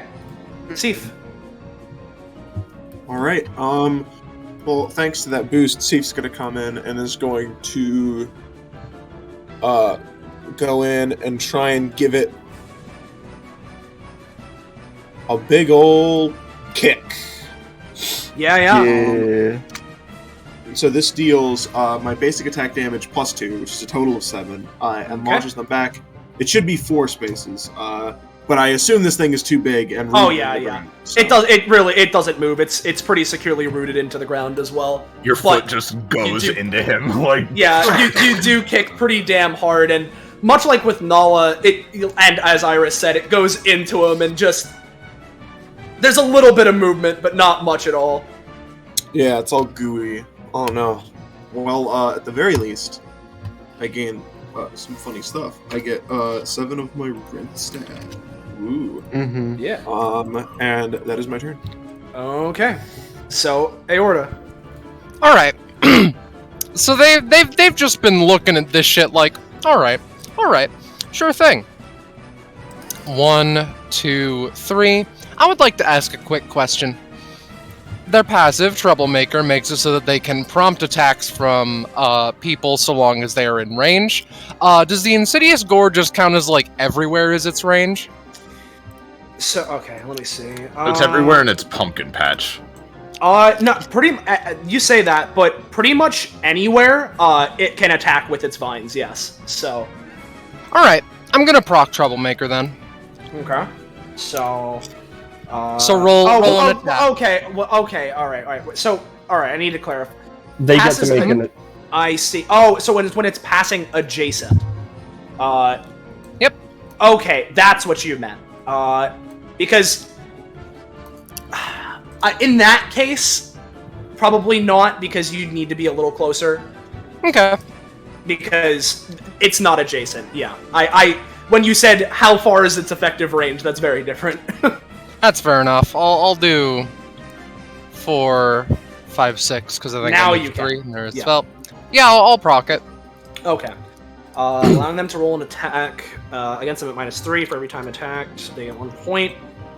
Okay. So it will go for an attack. Is this a basic attack, or can it be anything? It's a basic attack, yeah, as of current. Okay. And does it have to only be targeting Aorta? Yes. Okay. In that case, wouldn't you know it? It's me. It's a zero. Yeah. All right, Aorta just fucking upon it trying, they just take it in their hand. Twofold. Number one, they are going to just kick the vine that tried to attack them. You try and do that, but despite the fact that it's withered, there's still a lot of force in this, and like, this is a lot to be handling, and you're kind of putting your weight into trying to hold the vine in place. That's fair enough. How about we mix it up a little bit then with just taking their guitar and trying to just like, I guess sort of use it akin to a scythe and just pull it against the guitar to a point where it just snaps off, basically. You're doing this to the vine? Actually, you know what? How big's this pumpkin? About as big as you see it. Pretty big. I assume not able to be picked up kind of sitch. I No. assume like multiple stories tall. It'd be like throwing a building. Yeah. I mean, see, you could see. try. It's a bit heavy, but you Yeah, could try it. it's kind of like the size of a person. Yeah. You could really try if you think you can get it, but You know what? I'm just gonna Yeah, go we're with just- my original idea. I'm just gonna try and rip this fucking vine out of the goddamn ground. all right. Yeah. With that, you're gonna tear that vine out and deal some a little bit of damage in the process. However, as you do that, it does seem to hurt, but it does seem to be growing a new vine. How much damage exactly would that be dealing? That's I had that deal 3 instead of 4 in this case. Okay. But, yeah. All right. Is that it for Aorta? Yes, it is. All right. Bada bing, bada Avalon. Alright, as I said, I'm not really that strong. As she manifests a sort of like wispy blue bow and arrow in her hands, and fires it off at the Insidious God. Yeah, that deals 1 damage. Yeah, just tink. Doesn't even react. Alright. Leah, wouldn't you believe it? We got through a round that quickly in DBA. I know. Whoa. It's almost like we actually were told to show restraint for once. Leah sort of looks to Avalon. Well, since apparently all my friends are like crazy badasses up there, and I didn't even know. I can try to get you some kind of weapon or item to help you out, if you would want one. But it'll take a little bit longer. So in the meantime, I think I'm gonna have her. Is this fence like super tall? Yeah, pretty tall. Okay. In that case, yeah. Oh boy, I'll just have her go like. Let me actually double check this. I would say the just because it is tall and it is a fence, Avalon's arrow would have gone through it like a a ghost. Yeah, That's fair. I'm just gonna have Leah go like here.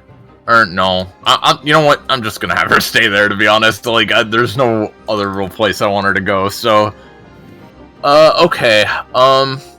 So here's my plan, right? Because I want to save up some more bits before I craft anything, right? Mm-hmm. So I'm gonna use reprogram your face on the gourd again, right?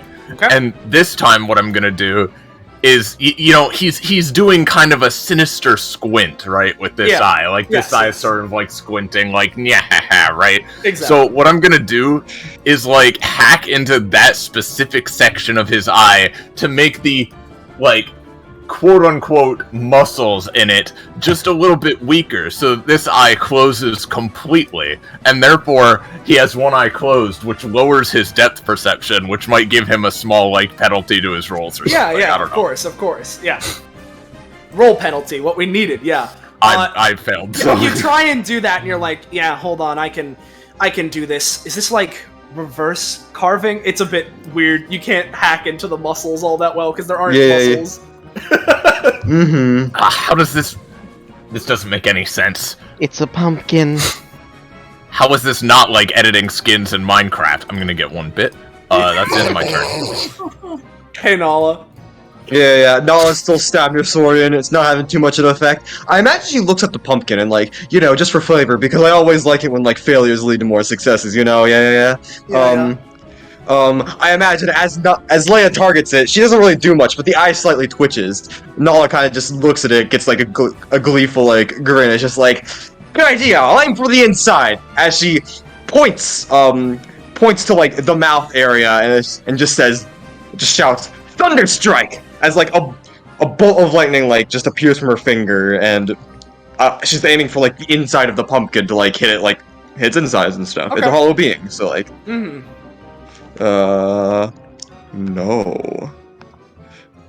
Alright. You go for it. It kind of glances a little bit. The pumpkin manages to, like, shift its mouth, just enough. Yeah, she did shout her attack beforehand, so, like... Yeah, and she did telegraph. So I'm gonna say this will be dealing... I'm gonna say it'll deal... 3 damage. But... you zap through and, cut off a bit of its mouth, but yeah.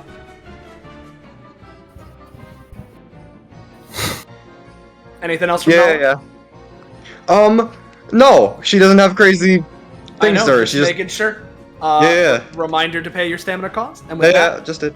We hit its turn again, so all these seeds fly into the ground, sort of coated in like a flame as they hit and explode into little tiny bits and pieces that maybe some of them just get onto your clothes, but that's about it. Let's roll the next one.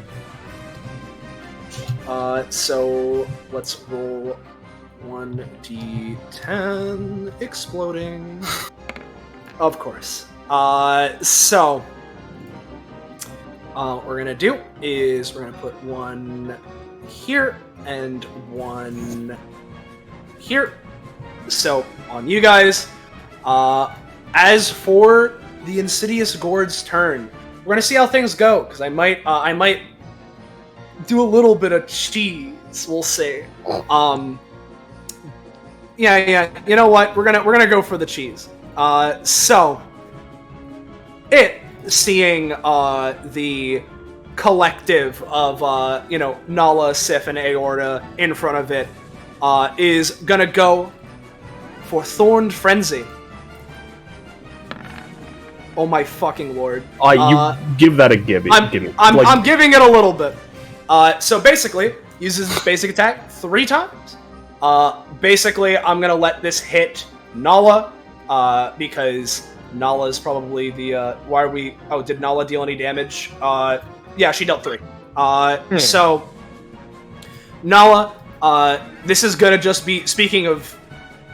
Well, this is gonna deal 4 damage to you and knock you back a singular space. Yeah. And then, because I was doing the cheese, where I was giving it for its basic attack, and especially considering I don't want it to do nothing this combat, we're gonna go, and that didn't seem to work. So it's gonna try and handle the guys that are closer to it with another. A double There's digit! a roll. Yay! Okay. So here's Root Panic. The Insidious Scourge chooses a 2 by battlefield-wide line as it cackles maniacally. After a moment, thorny vines erupt from the ground, spiraling around themselves horizontally. These deal 5 to 6 damage initially, and the line remains on the field for 1 round. Entering the area, stepping through it, or stepping out of it deals 1 damage to a unit. Alright. So... let me... Yeah, feel free to explain as I'm drawing this area. I assume the Sif and Aorta are the ones in the way. Yes, it is... Wouldn't you know it? This line, basically. Oh! Well, shit. I don't know if Aorta can actually make it out of this one with her defensive thing. So I'm going to use Night Sight to see this right as it's happening and push Aorta kind of up here onto the pumpkin, out of the way of the attack. Gotcha. Mm-hmm. All right, yeah. You rolled the same thing. So Aorta, you're gonna be pushed onto it. I'm gonna say, just take like 1 damage, Aorta, for being like shoved up against a different vine. But otherwise, it will just be Sif and Nala who are gonna be taking 6 damage, unless Nala anytimes. Okay, I'll anytime. Just because I took the damage. By the way, I should probably take the damage. She got hit back by the Insidious Scourge. She's kind of like, oh damn, this thing's actually kind of strong. Notices that it's gonna unleash a more massive attack, and the 2, she has a weird hairstyle. She has 2 longer whiskers on her head, and they just kind of ping upwards, and she just immediately tries to get out of the way with Electrosensory. Alright, so you're dodge out of the way, reducing or even mitigating the damage. Yeah, and okay. feel free to still say I take some of the damage, because she's not including cost strong. Including cost, take 3. Okay. But you can move out of the way. A reminder as well for Sif, you have the 1 DR from Gia, so you can, if you haven't already taken that into account. So there's that, and considering it failed its other action, that's about all it's going to be able to do. So Gia.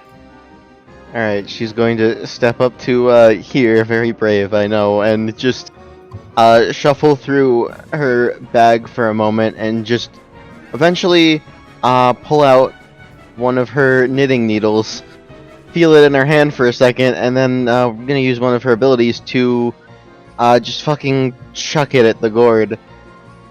Okay.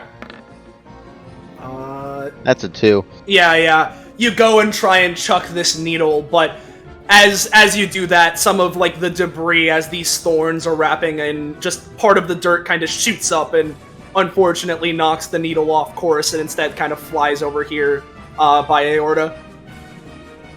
Ah, dang. Big pumpkin. That's my turn. Alright.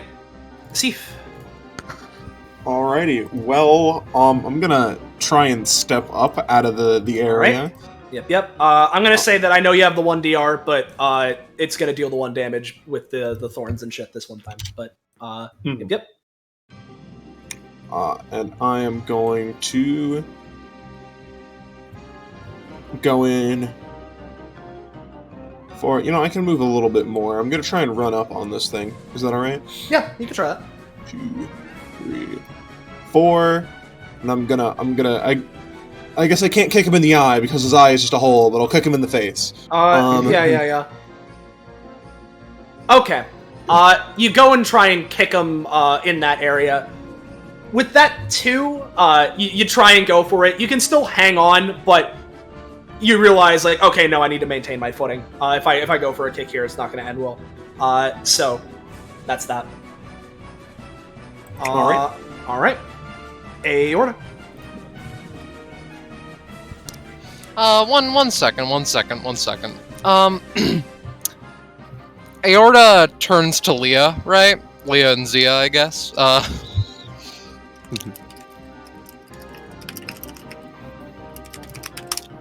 With that little comment. So they pick up the needle and stab it into the ground, with just a funky little blast. So you're okay. You stick the needle in the ground. Yeah, just for a little bit of damage, and then. Oh, okay. So you're sticking it into him. Yeah. Okay. Sorry for the confusion. Yeah, just if you're sticking it into the ground, that's one thing. If you're sticking it into the enemy, that's another. Like, keep in mind, like, yes, he has vines that are going through the ground, but it's not like you can attack anywhere and he's there. Yeah. Yeah, you deal 2 damage. And then, with that, they follow Sif's lead. Though not getting quite up to him. They're just going to spend 1 ferocity to do Deadly Nightshade's alternate, where they take out the decently dulled sword, but still a fucking sword, Bippy. Okay. Oh, fuck yes! Yeah. So, you're just smashing it? Yep. Yeah. You smash this thing directly into its side. It makes a bit of a crack, compared to... Yeah, a crack? Compared to what some of your other friends have been doing. Uh-huh. Yeah, how much damage? Oh, yeah, because it says 6, but also 4. 12? Okay. With that... Well, Scarlet, I need to clarify. Yeah. Is it base 4 or is it base 6? It is base 4. Okay, so it's dealing 8 then. Okay. Alright. Well... Oh, okay. Base 4, but spending the fear... Okay, that's what I'm sorry. I need you to explain I'm what's sorry. going on here. Listen, I would have if not for the fact that I'm a fucking buffoon. But still... You're our honestly, buffoon. that'll just be the end of Aota's turn. Av. Hey, Penny, you should hold your action for after me. Penny's dead, dude. Yeah, she's been dead for dead. years. Oh no. We all need to let her go. Would She Leia definitely tell cracked. Avalon to hold, or like... She mentioned, Leah mentioned it last round, so yeah. Yeah, I'll give you something to help you out. I should have enough data Thanks. now. I'm gonna craft, like, this sort of shimmering... well, first of all, I'll go ahead and link her passive, which is alchemy, but with computers. So she is gonna, again, rapidly type on her keys. And I'm gonna create a moderate item, a 16-bit item, for Avalon. It's gonna be sort of like a spectral, shimmering ice bow that, it's not anything too crazy or whatever, but I imagine it would at least boost her DPS rating at least a little bit, Okay, So, alright. I will try to craft that. Mm-hmm. Oh, come no. on! no. Of course, Roche's at other people's luck and not just his own. So yeah, I rolled the fucking nat 1, so the stupid upgrade you gave this is in effect. The leg the effect. Yeah, So yeah. I get a JPEG bit, right? Yeah. Cool. Thanks, you get buddy. the JPEG bit. It's not a debuff, it's just something you keep track of. It just... Yeah, and also you make a JPEG artifact bow. Yeah? It's shitty according to the tears from her passive. Sorry, that doesn't usually happen. This dimension must be messing with. She just sort of like covers her face. That's fine. Don't worry about it. Okay, we're just dealing with a giant pumpkin, which is not normal. So 1, 2, 3, 4, 5, 6. I'll just like, ghost. Don't know what it does, but she's a ghost. She'll just move up here. And just more blue energy coalescing in her hands as she as a sort of like small like flame explodes on the insidious god for nothing. Yeah, no, just sort of explodes, doesn't really do much, kind of just coalesces with the energy. I'm sorry. Now, real quick, here's the art. Here's the leg D artifact. Ikbu. -4 range.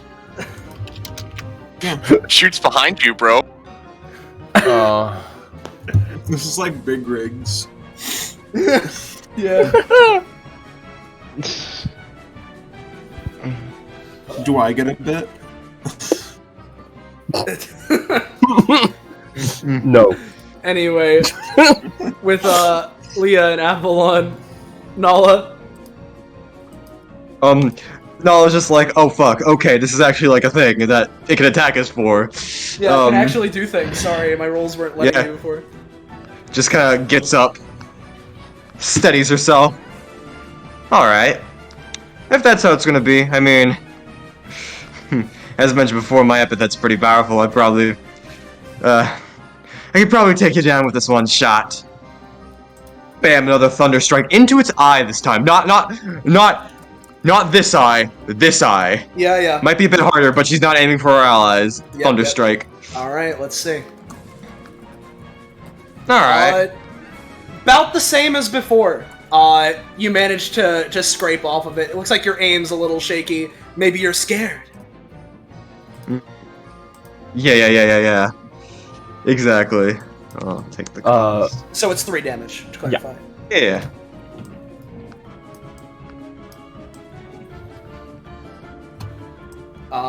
That it for Nolan? Yeah. Alright. So, hits its turn. Boop. And boop. Let's roll that funny D10. Everybody. I should have made it exploding. Now it's gonna explode. Watch. What did I tell you? Okay. Let me. It does. I'll get rid of it. Oh god. Alright. So Alright, it's 20 of them. Alright, let's place these fuckers. So we're gonna go. Wouldn't you know it? Like, those are squares, not the freehand tool. So here's 1, 2, 3, 4, 5, 6. We'll go 7, 8, 9, 10. I fucking hate leech seed. I'm gonna give myself a bit. 12. 13, 14, 15, 16. We'll go 17, 18, 19, 20. So there are the 20 seeds. Goddamn. I'll put many. Nala. Yeah. I'll put. Yeah, put everybody in front. Yep. So there's that. Bada bing, bada boop. Okay. Now for its turn, we're gonna go and it's gonna try and use once again. Gonna go for Thorn Frenzy as its basic attack thing. Okay, a little bit. So we're gonna have it basically so that this is just dealing regular damage. So, one hit's going to be going to Gia, as it just slams into them. And then 2 more thorns burst up from around here, one going into Seif, one going into Aorta. So to each of you, that will be 4 damage. Alright. And for or rather for Aorta and Seif, if you could give me a roll, that'd be great. To try and maintain balance. Because A roll? For you, anything. Yeah, no. The both of you, after taking that 4 damage, end up falling back down right here and here, respectively. And as for its other thing, now what do I want to do? Because I could do quite a bit here. Oh, I don't know why. Oh, I must have deleted it when I was doing the funny thing. Seif and Aorta, you would each take another 1 because you landed back in the funny thing, and that lasts for a round. Oh, yeah, no, I deleted it, sorry. Oh, okay. Yeah, no. Yeah, no, that was me. Yep, each of you take 1. And then let's see. What do I want to do next? Because I could go with...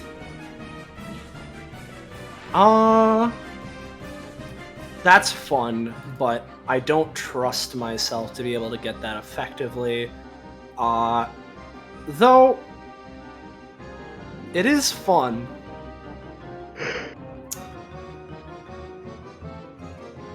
You know what? We're gonna try and go for Spooked Out Shadow again. There we go. So let me roll the D2 plus 1. Roll 1d2 plus 1. Alright, so 3 of them. We'll make these be blue. So we're gonna target, because it has to be within 7 spaces, which, wouldn't you know it, can encompass this right here. So, bada bing. We'll go bada... just gonna go for each of you guys in a different way, and right here. And then let's roll that turn counter. So, 1d3. Oh. Alright, so at the end of, on Gia's turn, so next turn, these are going to explode. So Gia, Gia specifically, you can give me a free dodge check, but everyone else, if you want to dodge out of the way, you're going to have to use any times. So, there you go. You make my dodge check. A 7. Yeah, a 7. I'll say that you're going to get clipped for 2 damage by this, but you can move out of the area. Alright. I'm gonna use a quick anytime. On Nala, I'm going to use a rapid analysis to quickly have Leah, shout a warning to her so that she can dodge out of the way. Alright, yeah. Much appreciated. Yep, Nala can get out of the way. Anyone else doing anything to dodge? So I'm gonna, first of all, I should go ahead and assume that because it's ghost damage, Aorta's sonic damage thing doesn't affect. Yeah, no, it's not. This isn't Sonic. It's just it's ghost. spooky. Yeah. Yeah. All right. In that case, I'm gonna use Aorta. Do you have it anytime? I do. You I should contemplated using it to save you. Reminder that I have way more health than everyone else. That's fair, but I get red stat if I help you. Well, I get red stat if I don't anyway, but that doesn't change the fact that I'll try and get in the fucking way. I would just worry about getting yourself out. Shut the fuck up. All right, so you're trying. How are you trying to push Seif out of the way? Basically, yeah. Okay. How are you pushing her? Where are you pushing her? Just to the left. Okay. So Seif, you are going to take 1 damage for moving in the thorns, and I'm going to say that much like Gia, you're going to be clipped for another 2. Aorta, anything else you're doing, or rather, no. I guess Seif, is there anything else you're going to be doing or not? I mean, I guess I'll be using Night Sight to try and get out of the way even more. Okay. Oh no, because I'm gonna pay, and that's gonna be one cost, and then I'm going to take another cost for being in the spikes, which means that no matter what, I'm always gonna take the same amount of damage I would have getting clipped either way. So, Okay. you know, I'll try and move Aorta up a space. Okay. To get All right. her. So how I'll rule it is, as for Aorta, if you haven't already, remember to take cost for your anytime, as well as for moving one space in the thorns. You're going to be moved out of the thorns, and you're going to end up taking 2, because being slammed into this guy's thorns, as well as moving out of the funny thing. But with all that being said, the only person that's being hit by this attack properly will be Leah, who's taking 5 damage, and you have the Haunted status, which is just, at the start of your turn, 1 DOT. Okay. So, Gia, your turn proper. Yeah. All right. My turn proper. She pulls out more As the knitting thorns stuff go and away. yeah, she pulls out more knitting stuff and quickly works on something, and then is going to toss a headband over to Leia, just like you look like you could use this. So I'm gonna try and give her a roll buff. God bless you. The determination. Yep. headband. You know what? Hey, Penny, you think +3 or +2? An 18. I'm gonna say +3. Okay, yeah, Leah. You get this headband. You have a +3 rolls. I Oh managed yeah, to- you know what kind of roll that won't stop? Yeah, I appreciate it though, thank you. Yeah, and then we're also going to. Oh man, I don't imagine sign language would help because I don't think Aortic would really be able to see her easily. So we're just gonna not through the fence. the fence, reposition. Okay. So everybody, you have 6 spaces between all of you to move around, Except Aorta. except Aorta. Yeah. Because you can't hear, unfortunately. That's fine. They're used to it. So 1's been used, 2 have been used, 3, and that's 3. Yep, That's all of it. that's all of them. Yep. And then that is my turn. All right. As we move over to Seaf real fast.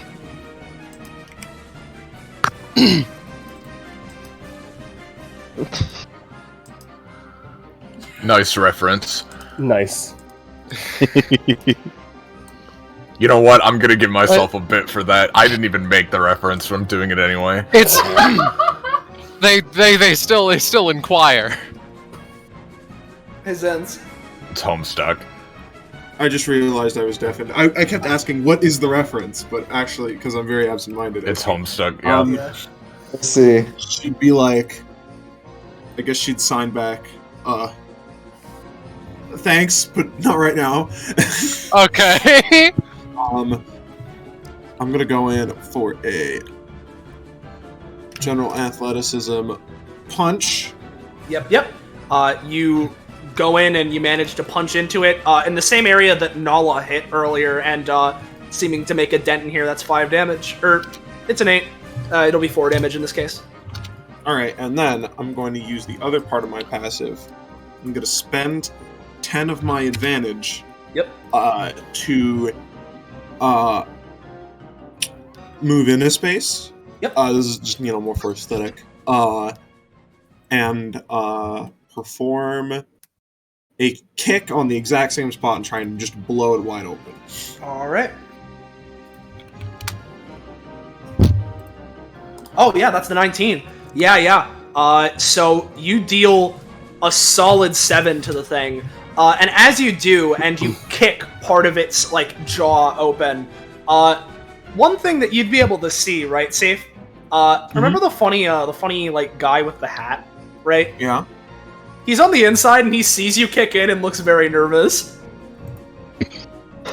I'm going to use my movement to walk towards him menacingly. Sweats. I assume he'd be in the middle. Yeah. Let me put him on the token layer. There he is. All right, we got Aorta. I want to real fast look over 4 spaces in a direction, you say. So Aorta sees Seif go just like schmoove in there, right? And then just like turns in, like looks themselves. This kind of counts as 4 spaces, you'd say? You'd say, Soleil? Let me... Yeah. Alright. I'm gonna try and, provoke the pumpkin and punch this daft motherfucker in the jaw. So you're provoking the pumpkin. Yes. Unfortunately, you go and try to, but considering the elevation difference and everything, it's a little bit hard to get your footing. Not quite. Uh-huh. Still provoke the pumpkin, though. Yeah, you've provoked him. He's looking at you. Unless Aorta's doing anything else, Leah. I mean, no, it's the mechanic. You can attack me. I mean, you rolled a 4. Then, Okay. well, hold on. It's fine if you don't want to count it, but I think that even though it failed, it's still... Oh, okay. Sure, fair enough. So, that's what you mean. I apologize. Yeah, just please use words. It fails. Okay. Alright, I get a ferocity. Anyway. Alright. Is that Aorta? Yes, sorry. Leah. Alright. Just a nice, simple, standard enchanted magic ice bow. Nothing complicated about it. Come on, we can do this time. I'm gonna try the same thing with my +3 bonus. Yep. Yeah. This time you can get a nice, completely standard ice bow. Alright. And I'm giving that to Avalon. Yep. Yeah, she can just like poltergeist that over to her. Yeah, and well, I mean, Leah can create it like over by her anyway, Oh, okay. so it's fine. Fair enough. Oh, and I take that 1 damage as well. And then, you know, after that, Leah does that one meme of standing in the corner like she doesn't know that that's Ash's bow from League of Legends. And then gaining having 1 bit in the process. Oh, I know, I put it there. And as that happens, let's see. What would be the best thing here? I guess I'll use a bonus action just to use her passive to you know, it connects to connect to Seif, so that I can basically see what Seif sees to treat my attacks as coming from them. But other than that, I'm just gonna have Leah kind of move over here, and that's my turn. Gotcha. Avalon, you have an ice bow now. Yep, she's got a magically enchanted ice bow, so she'll use it.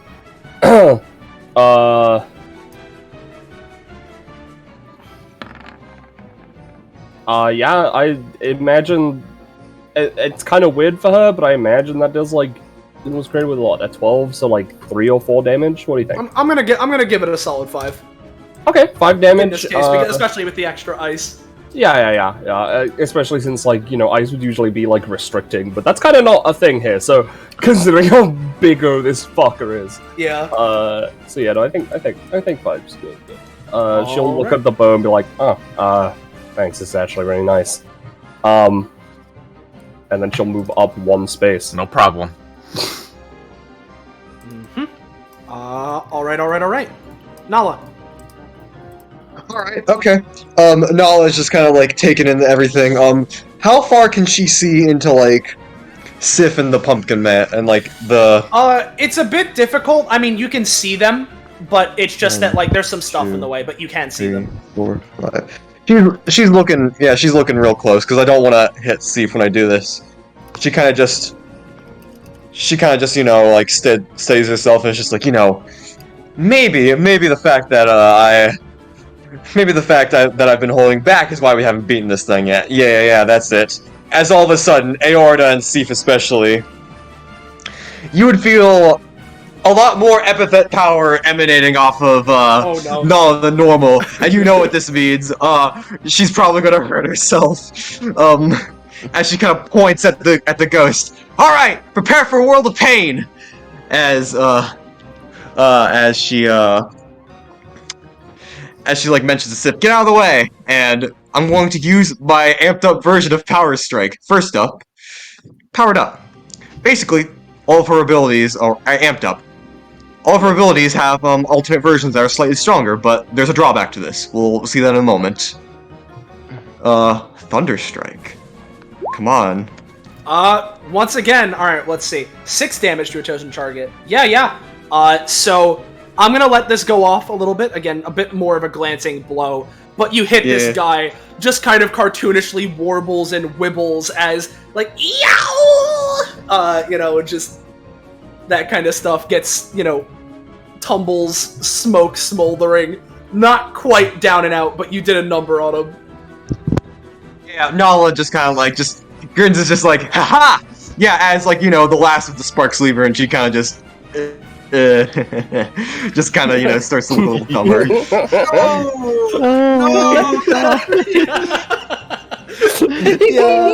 She's the fucking... She's Denki, yeah. Yeah, she's Denki. She fried herself out with that attack. She does this a lot. It's... Yeah. How much damage did that do specifically? That dealt, I'm gonna say 5 damage to him. Alright. Alright. Is that Nala? Yeah, that's her. Sounds so.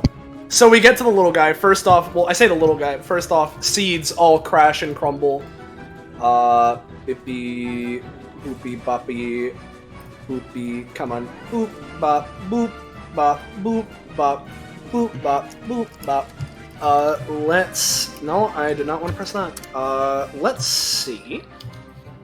Roll 1d3. Or not d3. 1d10 exploding. Let's see. 4. Not too many. So we're gonna go, and put one onto... I want freehand. One onto here, one onto here, and then we're gonna cover these areas right here. I'll move you guys to front.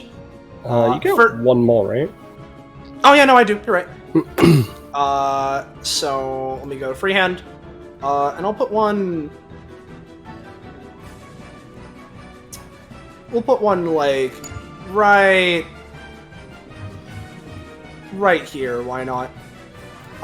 So little guy flutters up after being zapped, looks over to Seif, gulp. It's gonna try and it holds out its hands, and it's gonna try and produce like a little force of like spectral energy and try and push Seif out away from it. No, it fails. Little poof of dust as it sweats a little more. So in that case, it's just gonna try and have the it's gonna move a little bit, like fly up to like an upper corner of the pumpkin, while still staying inside. And as for the pumpkin's actions, like slowly dragging the pumpkin like a fish hook, like, just scraping along the clay pot. Exactly. It's gonna try and go for Thorn Frenzy. I'm gonna give it a little tiny tad. So to Leah and Gia, this is gonna be dealing 2 damage to the both of you, unless something happens. Alright. So there's that. Leah and 2 Gia damage, oh boy. Yeah. And then for its other funny thing, Aorta and Nala are there. And you know what? If it does this, it can potentially try and hit inside and get Seif. So, as much as I would like to have... Yeah, because I'd love to set up that funny thing and make that be a problem. But I think instead it's going to try and go for Spike Cyclone in a way to try and hit Nala, Aorta, and Seif. Okay.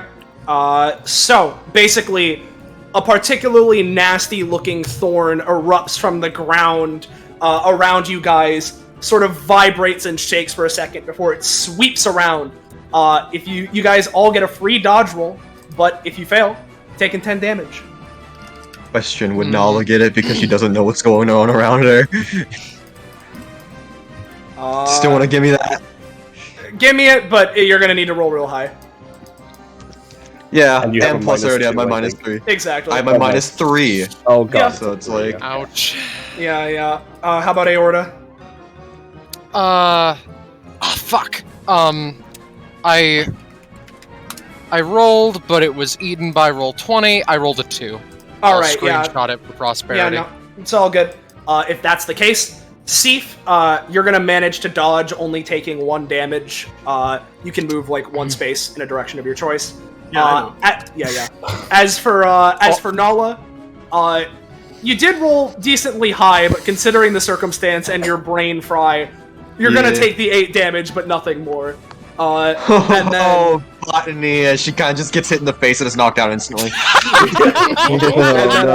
and then aorta, you just take the flat 10. Yeah. And you know what? For the sake of it, just as a reminder, I'm just gonna do that so that's a reminder right there. Gia. Oh boy. All right. Gonna quickly slide around the fence to get in here, and go over here, pull another knitting needle out of her bag, and she's just, and they're gonna try and throw it at Pumpkin again. All right.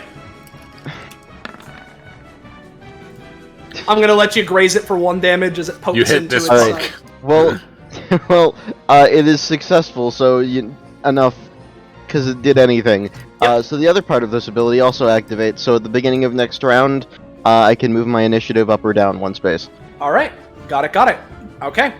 And she then just crouches behind this pumpkin and sort of leans against it a little bit. Yeah. So is that that's Gia, I Yeah. assume? So Yeah, Sif, that's my turn. this little guy looks very scared of you. Yeah, Sif's gonna look say, "Hey, buddy. Doesn't speak So, like- tit to tat. So, I don't want to hurt you. I don't exactly like violence, but I know violence, and I'll use it if I have to. So, I'm gonna make 2 requests. Can you take us to the adversary and stop trying to fight my friends, please? Or and you should really consider this question very deeply as she cracks her knuckles. Yeah. Another gulp. I'm gonna give him a roll. That's not. He's not maintaining composure. So just looks at that. After a moment, sees how things are going, can tell the pumpkin doesn't have too much fight left in it, and could probably, if it just had a little bit more time, it could probably, get, knock out Aorta and Leah, but with Sif right here cracking her knuckles, scared nod. Good.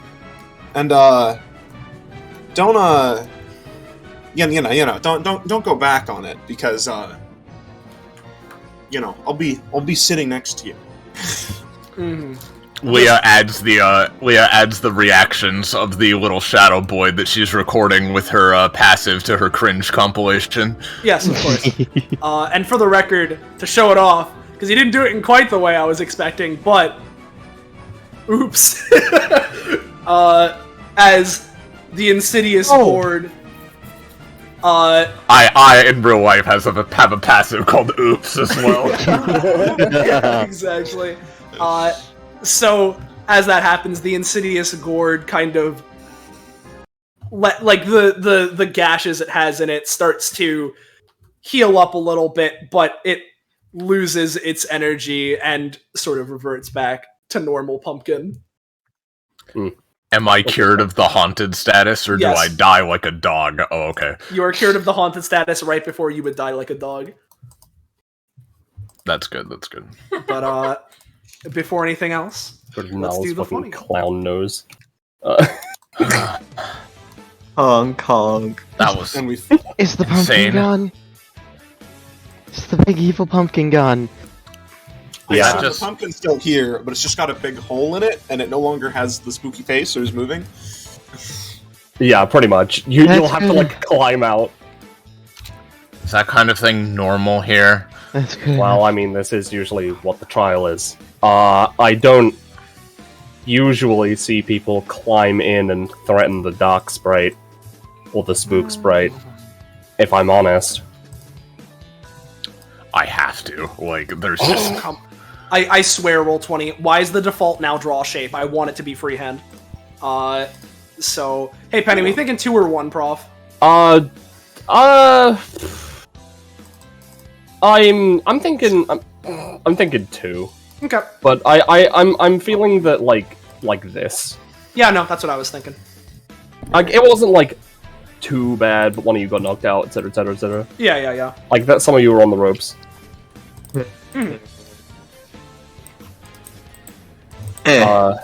And you notice as the combat actually, no. ends, Avalon glows slightly.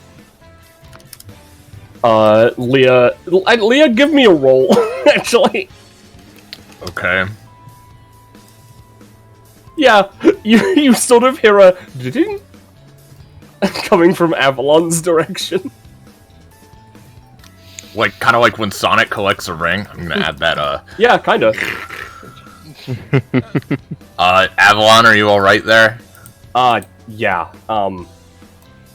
So, things a bit weird. I don't know if you know this, but when I was alive, I had an epithet. Still kind of feeling that effect of it. I'll post another thing she has. Oh, I see. Yeah. Yeah. Hmm. It's Interesting. something. Mm-hmm. Well, here's to getting stronger, I guess. That ice bow should just be your permanent new weapon now, by the way. Thanks. I do appreciate it. Okay. You don't have to appreciate yeah. it, just use it.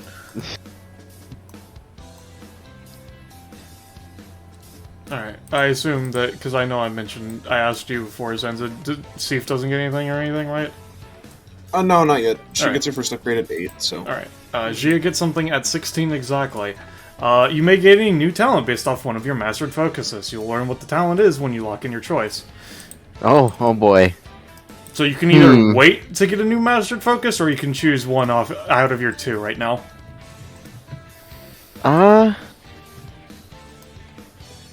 Phew, that is interesting. Mastery of ASL. You have now mastered. Yeah. God, you know what? I do want to take it right now, but I'm not sure which of the 2 I want to take it for, so I'm just gonna roll a d2. A 1. That's this sign language. Yep.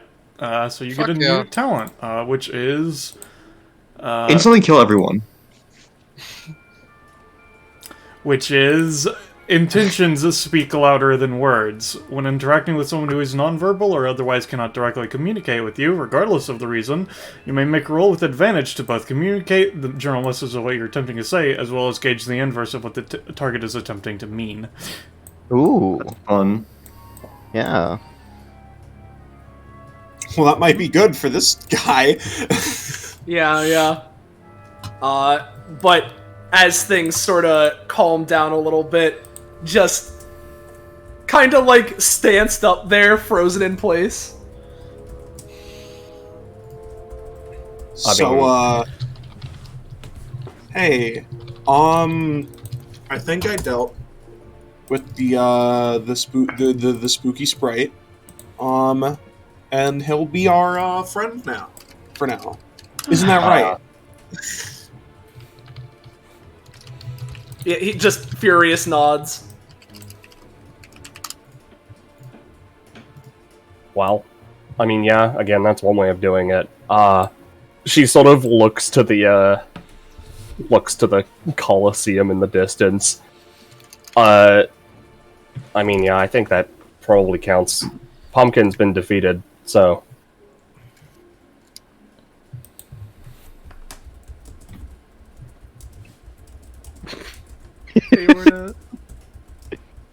No, right now, just since we're going to that right now, you guys would know is like you guys would just see there's smoke right, like coming out of like Nala and stuff. It's She not always like this.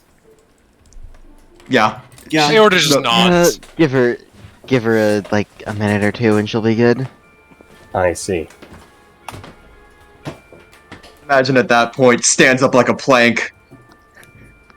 All right, did we beat him? Do it.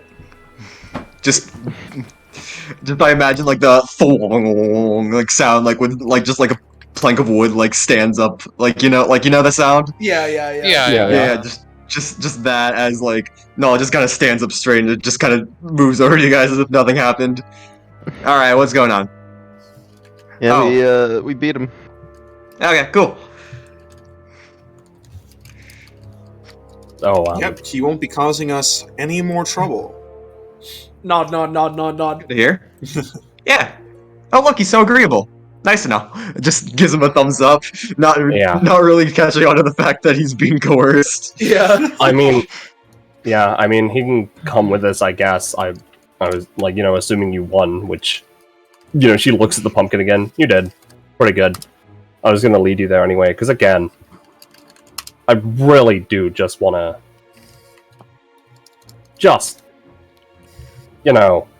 beat the shit out of them. You guys, I don't know, I don't know, like, you seem, by my standards, pretty strong, question mark?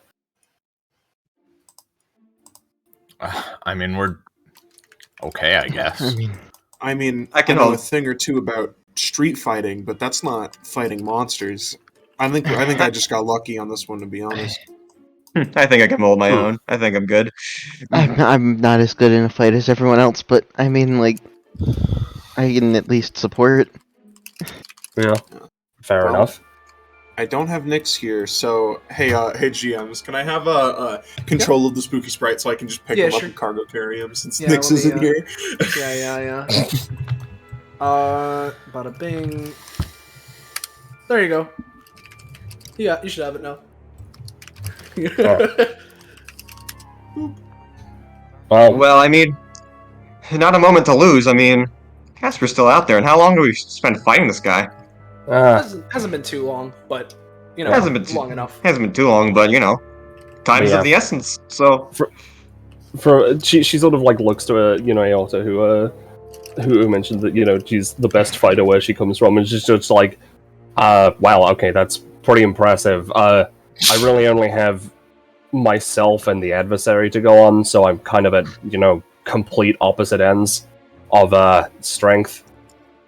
At least, again, from my perspective. Is she bragging about being hot shit again? I suppose. Sorry. Well, I mean, we'll see. They're pretty fucked up. She sort of goes through this fence. Long story short, yes. I mean, what do you expect? It's Aorta. Yeah. What's stopping us from just... Huh? Just as people just show up, they can see the lie that Aorta has tactfully constructed on the notebook paper. Yeah. What were you saying, Iris? Sorry. What's stopping us from just going to the stupid place where they are? Why do we have to do this crap for them? So the thing is, again, he's looking for big quotation marks as she puts up her hands again. Worthy challenges, and he's just able to like erect a barrier that just stops anyone he deems unworthy from entering. So, yeah. Again, I've been trying, but I'm, not exactly strong. It's a thing. It's a whole ass thing. Well, wait. I mean, you died, right? So, yeah. If we do get rid of him, then what happens to you? Oh, maybe I'll pass on. Maybe I'll actually, go back to the other realm, the realm of the living, but as a ghost. I don't know. I'm not sure, what's gonna happen. Maybe you'll pass on? Maybe. Either way, I'll be free of that asshole, so... That's a lot better... That's a better life for me. I guess we shouldn't really focus on the existential stuff. It's just, yeah. Why do some people even gotta be assholes after they die? Christ. I guess some people are just like that.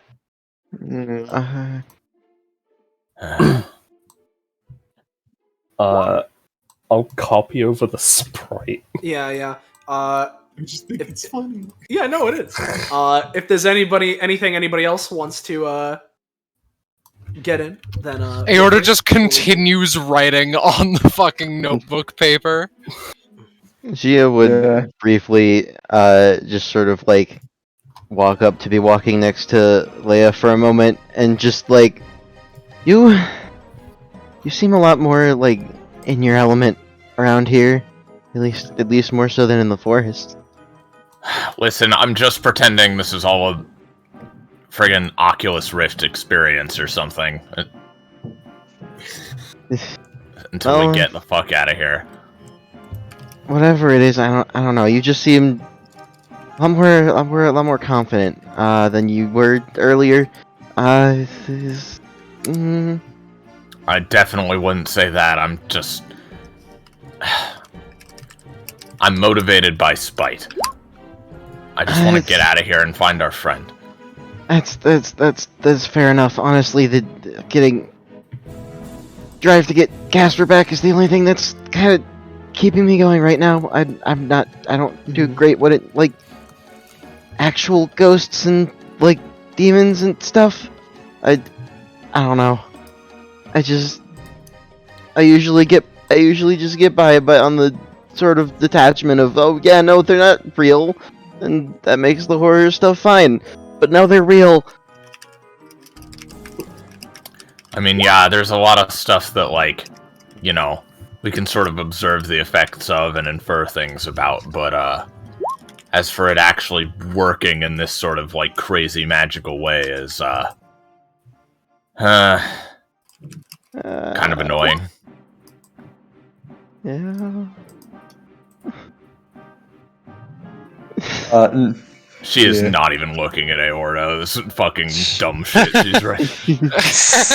It's just generally walking around nervously, sort of just clinging to whoever's close. Clearly not doing good with the actual supernatural. Yeah. I imagine at this point Nala would just burst on ahead to, Avalon, who's probably leading the way, I assume, yeah? Yeah. Yeah, and Nala would just kind of look at her and, still kind of a little bit of a tense feeling, but she's kind of just, as the conversation is going on back there, she kind of just says, so, yeah. Aside from, the adversary guy, what do you think of this place? I guess it's not that bad. At least for as far as she thinks an afterlife goes. I don't know. It's spooky. When I was alive, I liked spooky things. I don't know.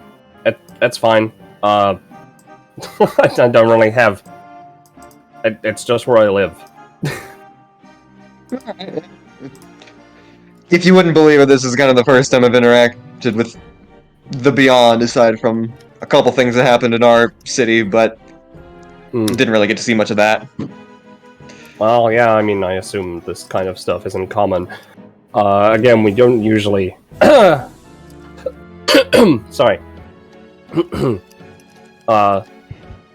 we don't usually have people come down here, and when they do, they usually aren't here for long. At least in their, current state.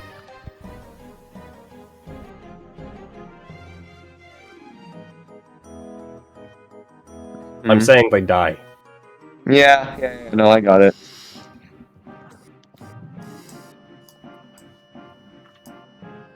Alright. Seems like everyone's good to move on. So if that's the case, going once, going twice, you guys find yourself back in town. Yeah. So You're in the top left. and ish just area. to clarify, Penny, did you put that one track in the Roll20? No, I was hoping you did. All right, it's all good. Music bot will be useful. Keep music bot unmuted, everybody. You take this away. Pat, Yeah. However you want to So- handle it. So, as you're sort of, like, walking along, right, you will sort of get to this, like, gravestone. Avalon's sort of, like, explaining as much as she had, you know, she's been explaining stuff about the adversary, like you've heard. Where, just, and as she's talking, this gravestone behind her just temporarily, like sorts to, like, flicker, weirdly enough, and just sort of like produces, like, this weird, like, screen-like effect on it. Avalon hasn't noticed this, but suddenly she just stops,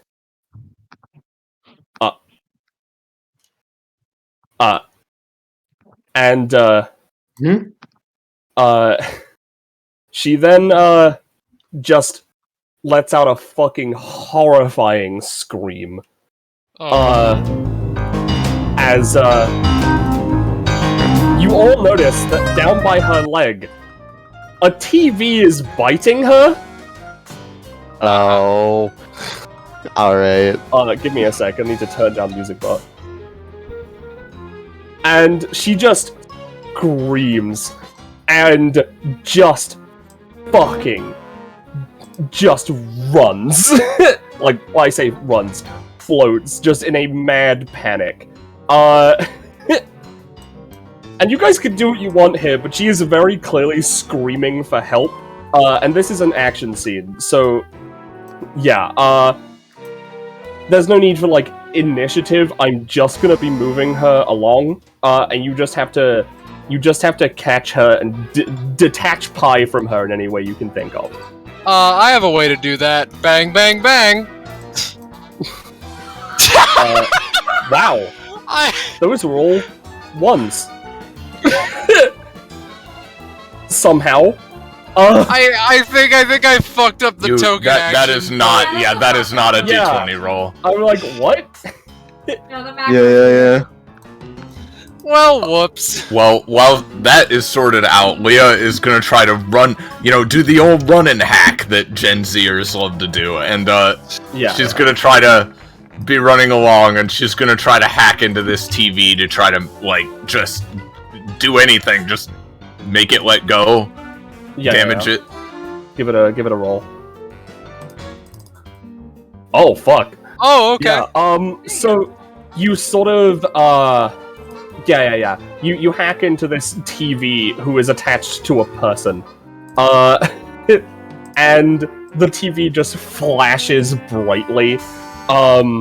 And she has let go, sort of. There is just like a almost like tongue of electrical wiring and just TV junk going connecting her to Avalon still. Electrical, you say? And like she's a lot looser now, let's say. Yeah, okay. And people are... real quick, Yeah. as you do that, just out of Avalon, just out of fucking nowhere, there's just a bomb. It just rolls sort of like here, just in the way. There's now just a bomb there. that is about to explode. Need me to take care of that, or should I, Sorry, real quick. I'm gonna. Leah- She takes Leah, shelter can you behind read it? this imp. Uh, You do not need to read it, Roche. You can just put it in chat. So yeah, what were you saying, Kakapo?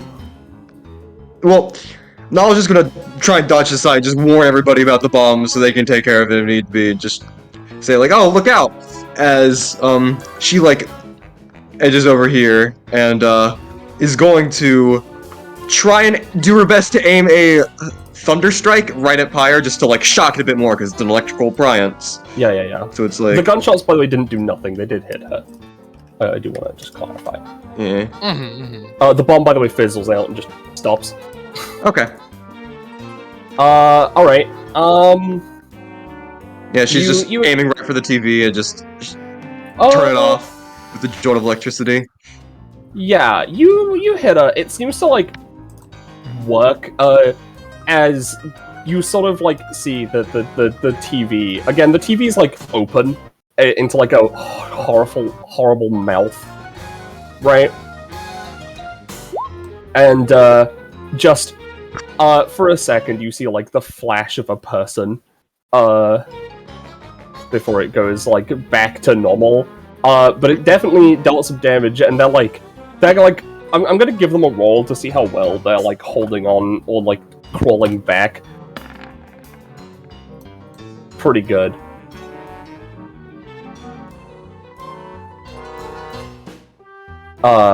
So she's not off yet, but yeah.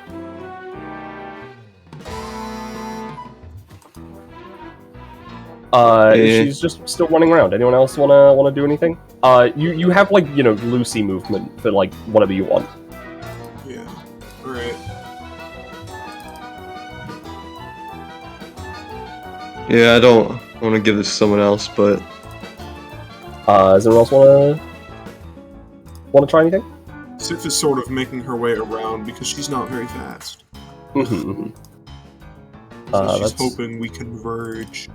Yeah, that's fair. I'll as soon as Roll20 lets me, I'll keep Avalon running. And I'll give Pi another roll to see how well she's doing. No, she's still in the same spot. Still being dragged behind. Alright. So I assume Avalon is passing by? Yes. Alright, so as Avalon passes by, Sif's gonna get one of her arms ready, one of her hands, and as they move by, she's gonna swipe down and try and use Choke Slam on Pi. Okay. That is a 7. I'm gonna give 2 rolls to something, 1 for Pi, 1 for something else. Okay, the second one was Pi. The first one, just, again, out of Avalon, out of nowhere, just a whole-ass battle axe. Just fucking yeets itself out. And as she passes, you chokeslam Pi, and Avalon just sort of, like, gets caught. Even though, you know, she's a ghost, she just gets caught. But, I think you can stop the music as Pi is slammed into the ground. Yep, I'm on that. Give me a sec. Be gone, bot. That was out of character, but I guess it could also work in character. Yeah. Avalon just sort of falls over.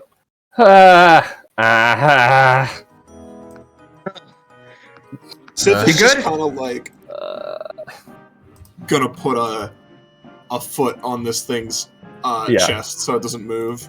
Well, yeah. You'll put it on her back as she's like crawling. Yeah.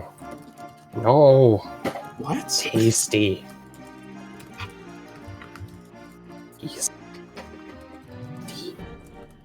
And you can see the girl flicker on screen again. Explain, please. Tastes good. What Lots. tastes good?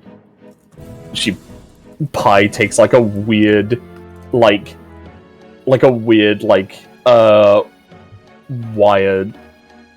like hand and points at Avalon. Tasty ghost. Lots of spirit. You eat souls?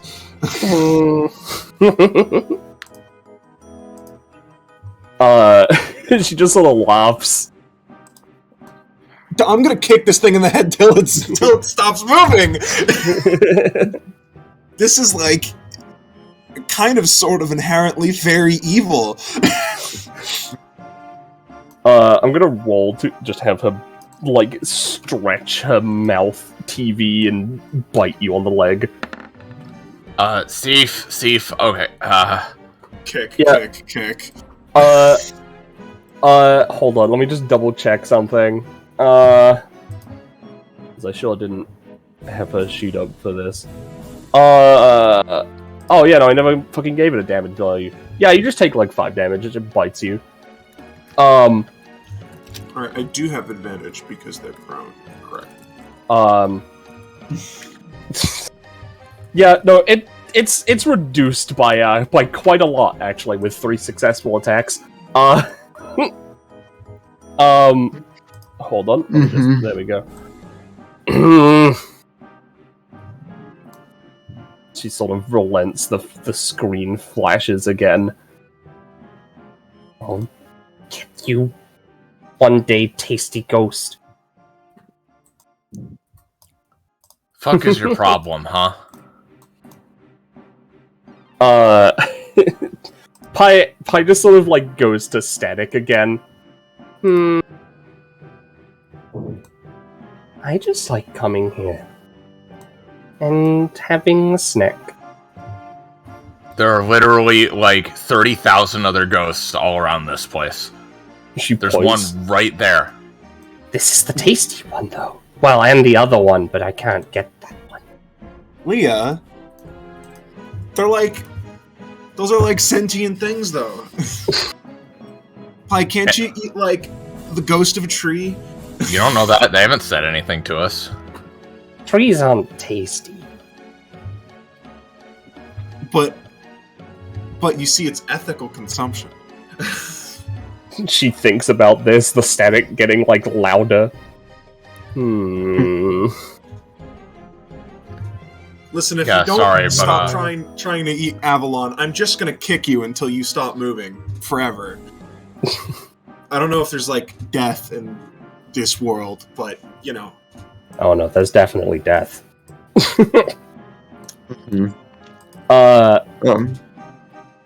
Yeah. Hey, so, you know, since Leia moved over, I think this is a good transition, because as Leia's moving over, no, I was just trying to figure out, alright, damn, you're a ghost. I might have this one thing that might be able to, like, help you out, help relieve some of the pain. Yeah, she is missing part of her leg. It's just gone. Like, there's no blood, it's ghost. Just, like, more like a, kind of different from this, but, like, just a grimace, just like, ugh. Just, alright, I'll try and help you out. Just kind of puts her hand over it. Maybe the haunted nature will work. Haunted nature of this world will make this work. I hope just, as she, like, puts, like, a small amount of electricity to, like, just ease the pain and maybe, like, just help the healing process and stuff. Like, electrotherapy, basically. It's not like a healing thing, but this is just to, like, reduce the pain. No, it's not. That's Nala's favorite number. It is. Seems to be, at least. She sort of, like, calms down a little bit. Alright. Seif's got the TV thing handled. It's not gonna move in another inch of its life, I think. So, like...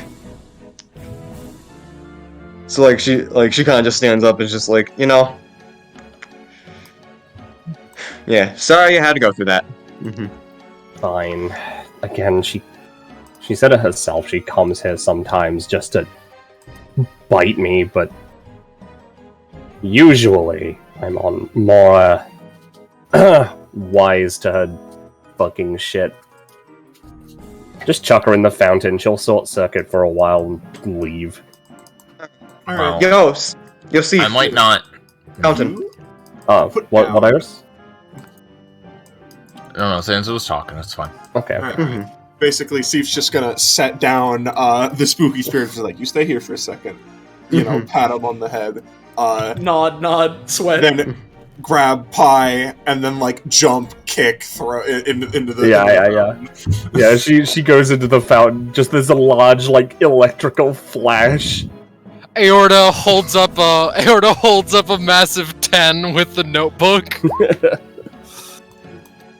Leah smirks a bit, and she just kind of says to no one in particular, just, look, I might not get out of the house that often, but even I know you can't just go up to girls and bite them, so just, that's not cool. Avalon, if you keep having trouble like that, just let us know, okay?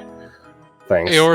Although, I guess you're gonna get out of here, hopefully. One way or another. So.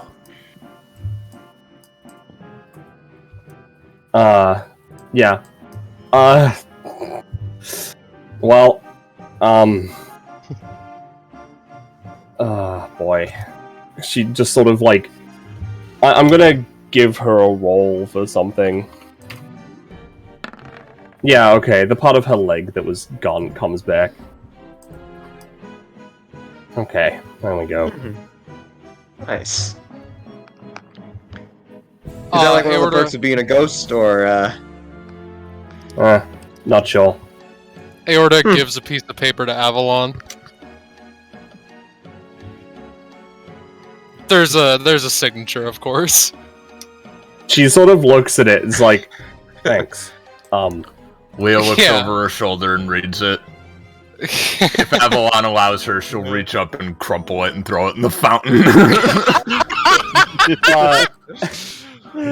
Avalon, doesn't exactly have a firm grasp on things, being a ghost. So Leah could just do that anyway. As she throws it, Pi scoots over and eats it. Leah just signs to Aorta, quit being a nerd. Anyway, sorry for that little distraction. I assume you want to get your friend to save them as fast as possible. I mean, yeah, that's why we're here.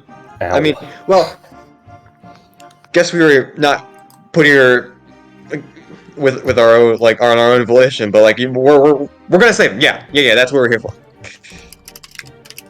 Yeah. Well, I mean, me and the spook sprite know the way. Yeah, how many more of these trials are there? Oh, there's only one. Yeah. Okay. She also just is like, and well, I guess I never really said it, but I guess we don't have a name for this place. Kind of reminds me of a place, so fuck it. Yeah, welcome to Halloween Town or whatever the fuck. Feel free to like rest or whatever. I'm just gonna like. Yeah. Now Avalon still doesn't understand sign language, so she has no idea what Aorta is saying. Yeah. Aorta knows that this is more of a joke to their friends. Yeah. So yeah, I mean, again, if you want to like rest or do whatever, that's fine. But again, I know your friend's in danger. Yeah, we need to get going as soon as possible. Mm-hmm. The sooner we get him out and get home, the better. Oh god, I wonder what the other two think what happened. That just crossed my mind now. Leah, So glad we sent Nyx back, otherwise their parents would kill us. my parents are gonna kill me if I don't get back on time too. Oh god, well, alright, sooner the better. I mean, my school, so I could probably give you a safe harbor. Although that probably wouldn't help. By the way, Irish, you were saying something?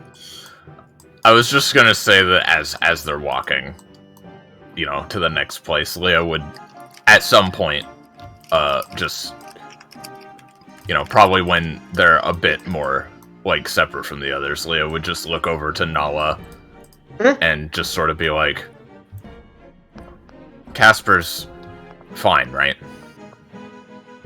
I hope he is. Just tell me he's alright. He is. Okay. Soleil. What's would there have been any signs that like Casper is like secretly an Esper or anything like that? No, like I'll tell you right now because you guys are pretty close. Not only do you feel like he would have told you if he was an Esper, but also there really hasn't been much that you could have told. It seems like the circumstances may have caused something that was latent. Yeah. She would kind of just divulge the information, just saying, "Yeah, this is just for the record. This isn't anything that I would have known about either. If he did practice Esper stuff, he would have told me, and like." I mean, yeah, I've been friends with him, even since before. So like, I feel like he might have mentioned something to me too, but I get it. You're close to him, and I just. This is all so irritating. Yeah. I just want to go home with him, of course. I mean, not not like bring him home with. I just mean like. I know what you mean. I get you. Blushes a bit. Yeah. Just we're going to be safe. He's going to be safe, and we're all like super cool and awesome people, and we sure to just take down a giant pumpkin, so we can do anything now. Let's go. Just kind of. I think that's mostly because Thief and Aorta are kind of insane. So. Oh, hey. Just gives you kind of a look. Well, no, I already knew you were insane. Okay. That's okay. Glad you acknowledged that, but just kind of, you're real friggin' cool. Yeah. All right. So this is the road. If you're ready, there's I guess make sure you're ready. There's not really any going back here. It's either you win or you die. Yeah. Adapt or you die, dude. Also, just a quick thing, Leia, I absolutely refuse to let your parents put all of the blame on you. I will literally go to your house and raise a storm if they try. She kind of just. Yeah. Oh, that's adorable. If anything, it's mostly on me for insisting that you come. Nah, if anything, it's my fault for finding this place in the first place. We're all culpable. I'm sure they're fine. Okay. So, is there anything else anybody wants to do before we move on? Going once? That answers that question. Going twice. All right. So, All right. let's switch over. Let's switch over. As you approach this place, the Colosseum was a lot further than you were expecting, and along the way, the winding stone path through the forest, eventually turns to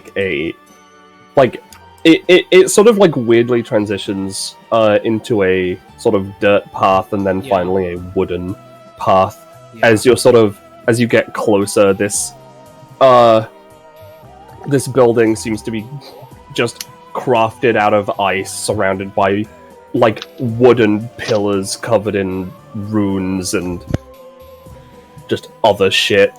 Yeah. It looks weirdly out of place, but still Halloween spooky. Yeah, the best way to describe it is that it's very distinctly its own thing with a sort of separate aesthetic to the rest of the Halloween Town area around it. However, there's still smatterings of, jack-o'-lanterns and pumpkins and other Halloween-y type things. And as you approach closer and closer, and the path winds and twists into eventually converging into a more uniform, straight wooden path, the feeling, that's sort of been ever-present, the unnatural, unnerving feeling that's just sort of been around, intensifies more and more the closer you get to this. And especially Nala, it seems like you can recognize it. This is definitely an Epithet thing, and it's skeeving you out. Definitely not something you most likely would have experienced before. There we go. But after enough walking, you guys would find yourself here.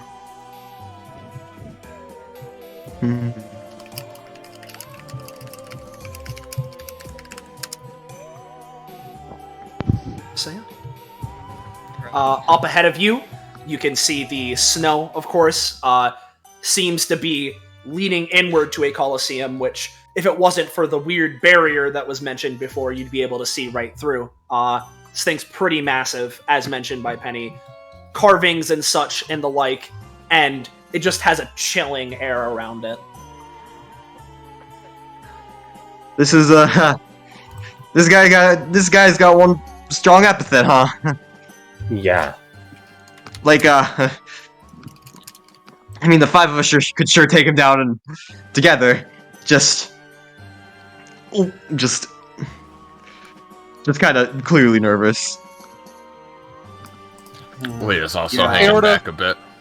Aorta, like, fucking Bippy's hand on Nala's shoulder.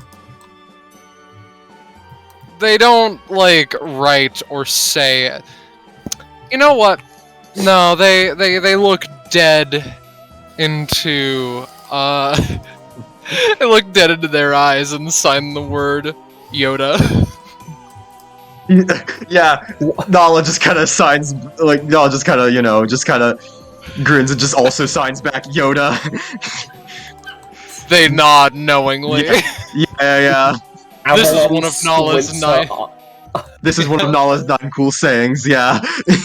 Avalon squints her eyes like, I have no idea what you're talking about, but for some reason I think it's really stupid.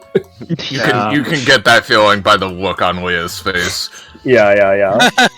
Alright, here we are. Before we go, Yep. Sif will just be like, okay, well, I guess I don't know if I'm, how much longer we're gonna be making it. I'm gonna be optimistic, but, in case something happens, she's gonna take the boy, plant him down, and just be like, you brought us to the adversary, and you stopped attacking my friends, so, I guess deal's a deal.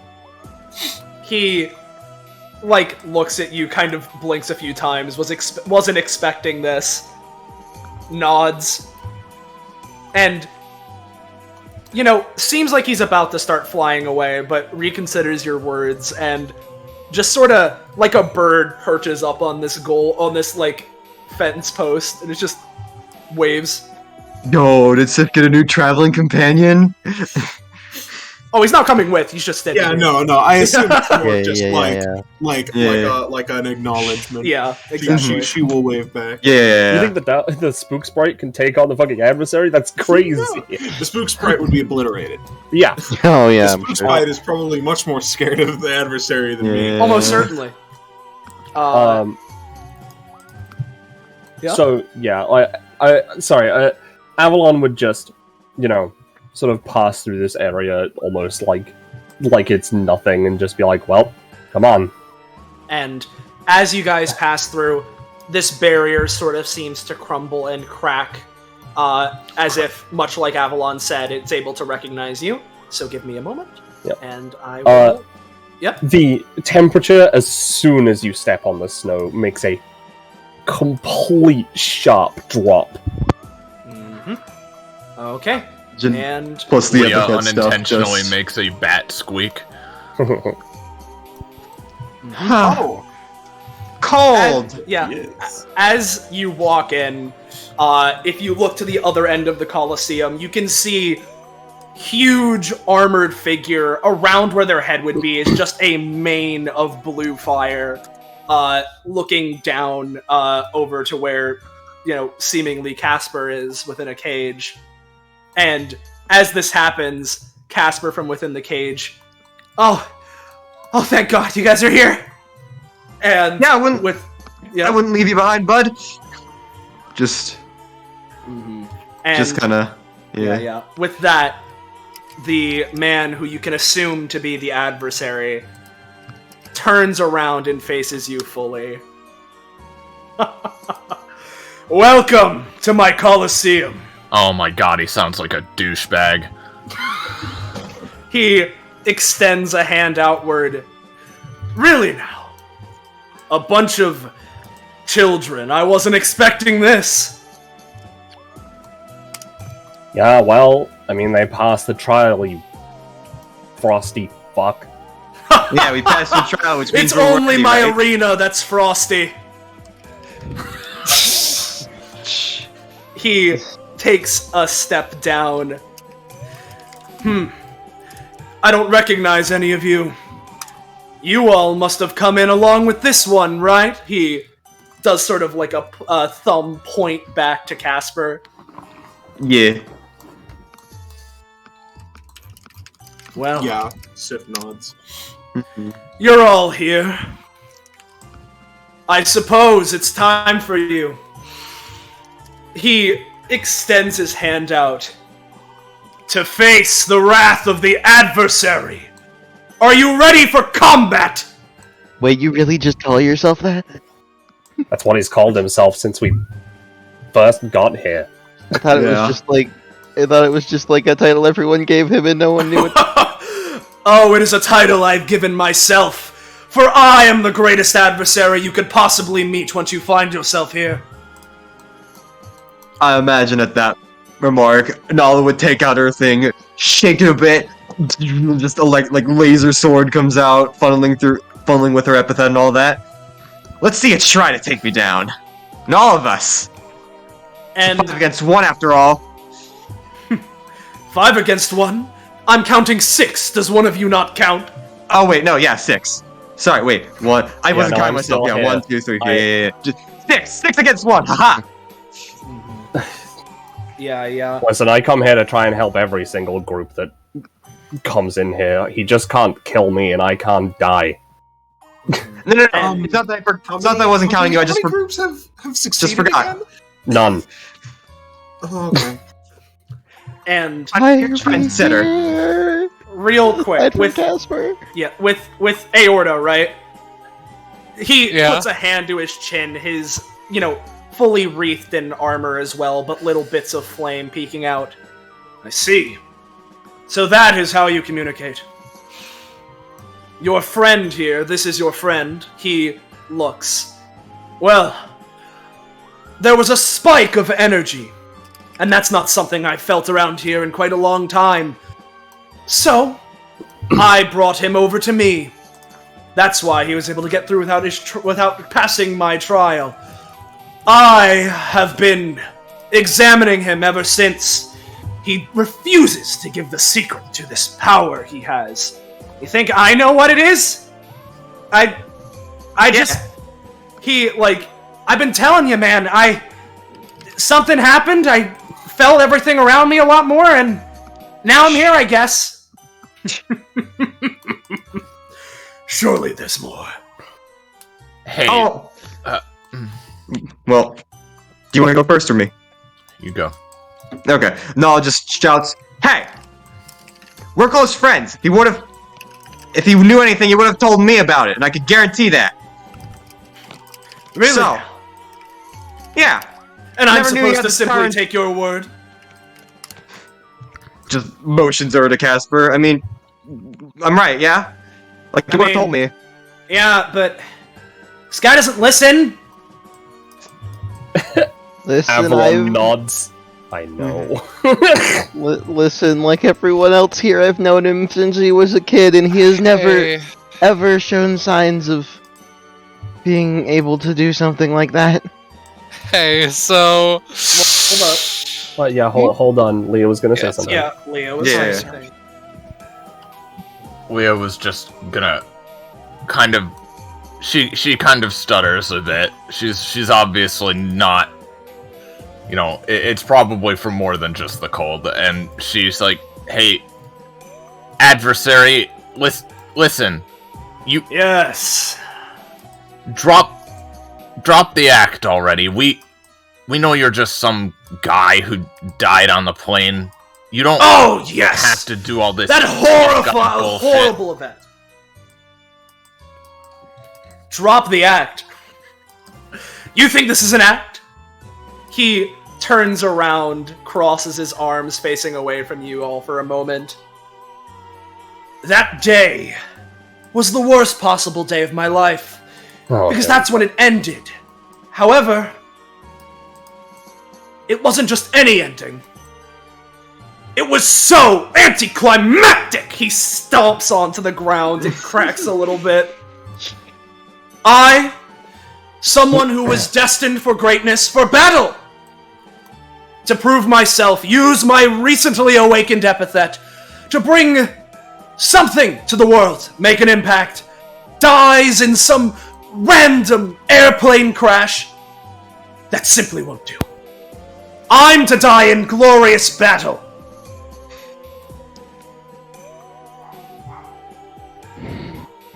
You wanting to do that doesn't mean you can just capture our friend and keep Avalon here and...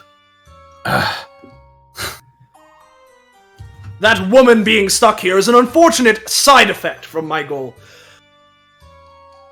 But I refuse to let any grip here go. If I let my will falter even slightly, this world could collapse for all I know. My soul pass on? That simply won't do. And as he says that, he clenches his fist, turns around, and Nala especially, this energy that you've been feeling, it's just horrible.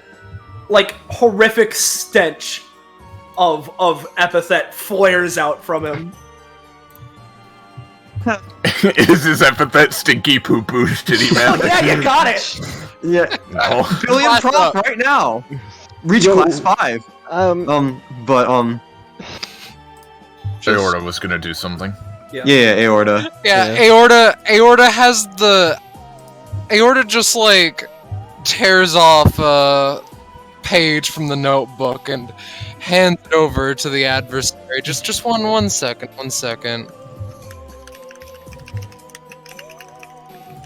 Aorta hacks into the adversary's brain, he dies, and we all pass on to the afterlife at the end. Yeah, exactly. Though I can read this if you want, but they just pass over this little piece of notebook paper. Clears his throat. Hey adversary, my good pal, my friend. Between you and me, our pal up there, Casper. So powerful, unbelievably powerful. And I know how to bring it out. But you have to unlock the cage and include him in the fight. He'll show his real power in a heartbeat, trust me. Casper, looks to Aorta. Hey, the hell are you talking about? One second. Yeah, you can just sign to him. Yeah, does he shout that or sign that? Well, he shouts it and then signs it afterwards. Yeah. Well, you see, unfortunately for all of you, I'm not sure how much I believe you. I was not done examining your friend here. And perhaps a goal such as him, he takes his, manifests a giant battle axe and slams it into the ground, will inspire you to fight even harder. Am I right? No. Aorta, slides to the floor. I mean, I'm really fucking pissed off, yeah? Just do what you want. Utilize that rage! Harness it! Let it seethe! Let it burn through your soul and guide you! As he again raises up his battle axe, and unless someone stops him, Yeah. he's gonna get started. Oh boy. Ooh. No, I This see. is pretty jammin'. This is the track Yeah. you're using, huh? Is this from Donkey Kong? No, this is Hyrule Warriors. Okay. Yeah, but Yeah, Donkey Kong. sorry. But for one thing, Same. Donkey Donkey Kong. Kong for Warriors. My Donkey Kong favorite Country Tropical number. Freeze. Donkey Kong Country. Donkey Kong Country Tropical Freeze. Jamie, how many 6s have I rolled? I need to know. Let me check. Did you just roll another one? Yeah. For initiative. Alright, let me check. Nala.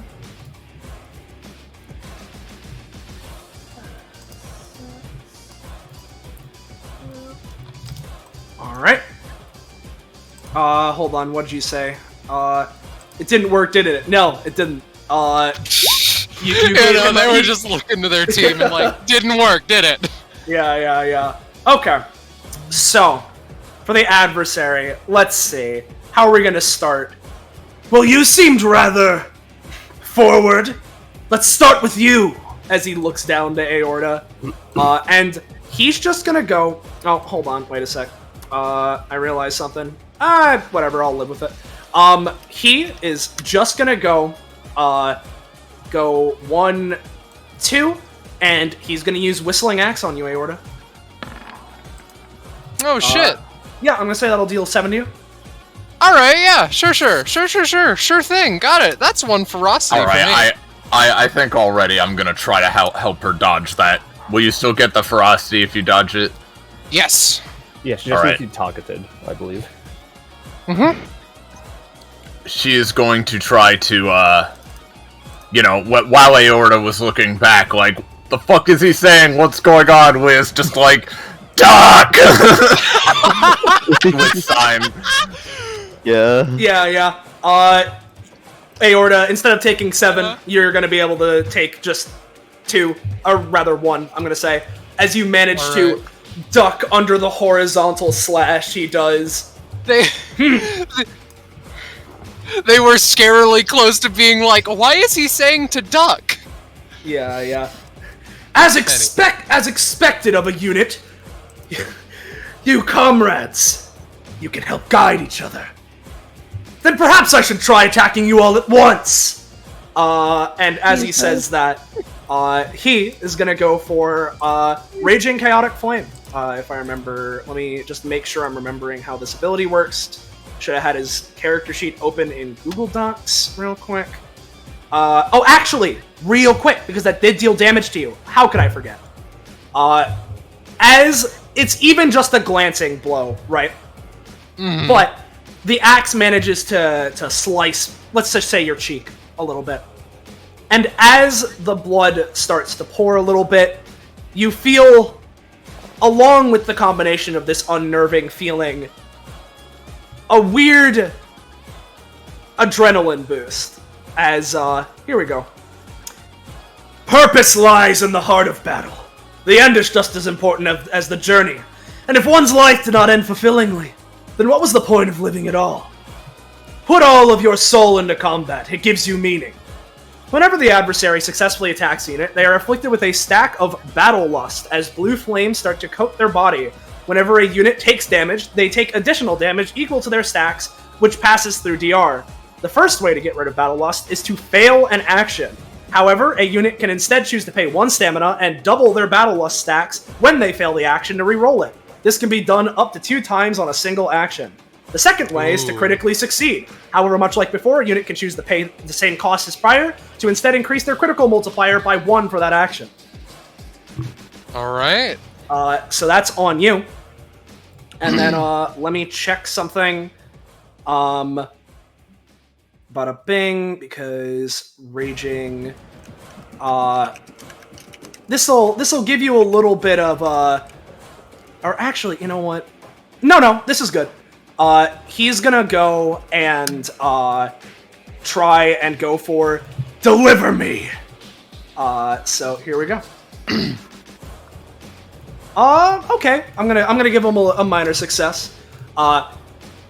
He, basically from his back, giant wings of flame manifest as he dashes forward, going 1, 2, 3, 4, 5, and just is going to collide with the both of you, and bada bing, bada boom.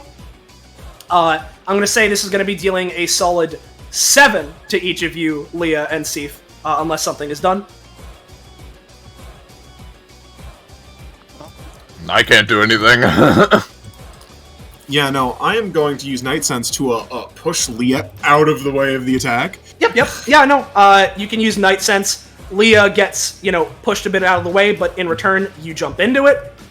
So, you're going to get hit for, as I said, 7 damage, and you're knocked into the air a little bit as he, with his wings, jumps up and he's able to immediately perform a basic attack with a plus to its roll equal to the amount of battle loss stacks. So you have 1, and he is just going to go for Whistling Axe as he jumps up and is going to go for a downward slash as he ends up above you.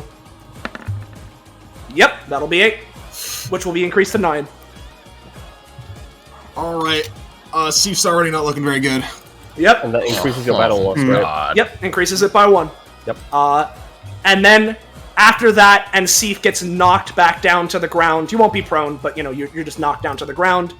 I'll put him to front. First off, he remains flying, and along with that, he's gonna move a little bit, and is then going to use Cinder Flare on Nala. That one fails. So, like, Aorta. quickly just dodges under that. Staring him in the eye, you know? So they look to Casper, and I'm just going to say this for having the turn go faster, they sign... is there any... Do you know how tough the cage is? How tough the cage is? Yes. His signing is really rudimentary. I've mentioned this before. He's trying to learn, but he's not too good at it. He'd be... seems pretty tough to me. I've been trying to break out, but I can't do anything. And, sort of motions, starts shaking the bars, and uncontrolled waves of psychic energy kind of spark from him, but it doesn't really do anything. Aorta kind of squints at that, but doesn't do too much else. 3, 4, 5... Let's do... fucking... I imagine... Is there a... Where is the lock on the cage, Soleil? Lock? Probably to the side here. Alright, in that maybe case, they'll just since fucking... the door is on this side. Oh yeah, no, the door is on that side. Yeah, there you go.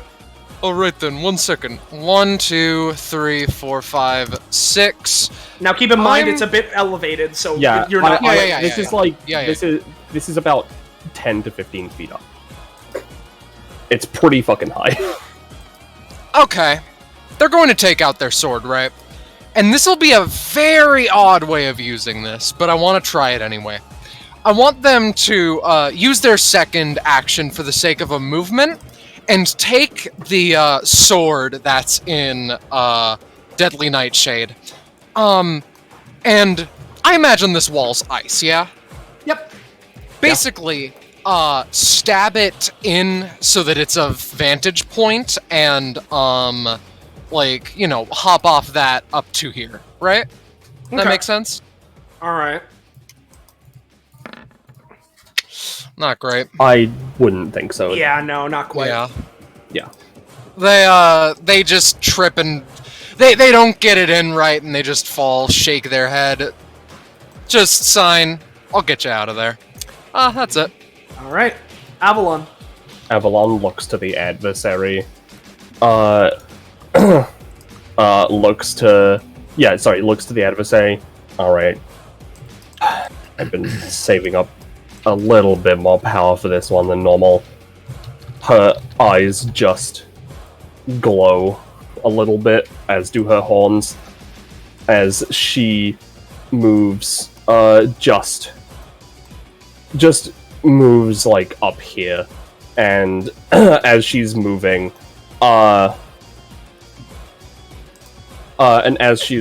she'll fire the ice bow that she was given at them. And I'm gonna say that'll deal 4 damage this time. But Leah and Nala, you specifically noticed that this is this ice bow just shot an arrow coated in electricity. Yeah. As well as, like, ice, It's like ice electricity going on.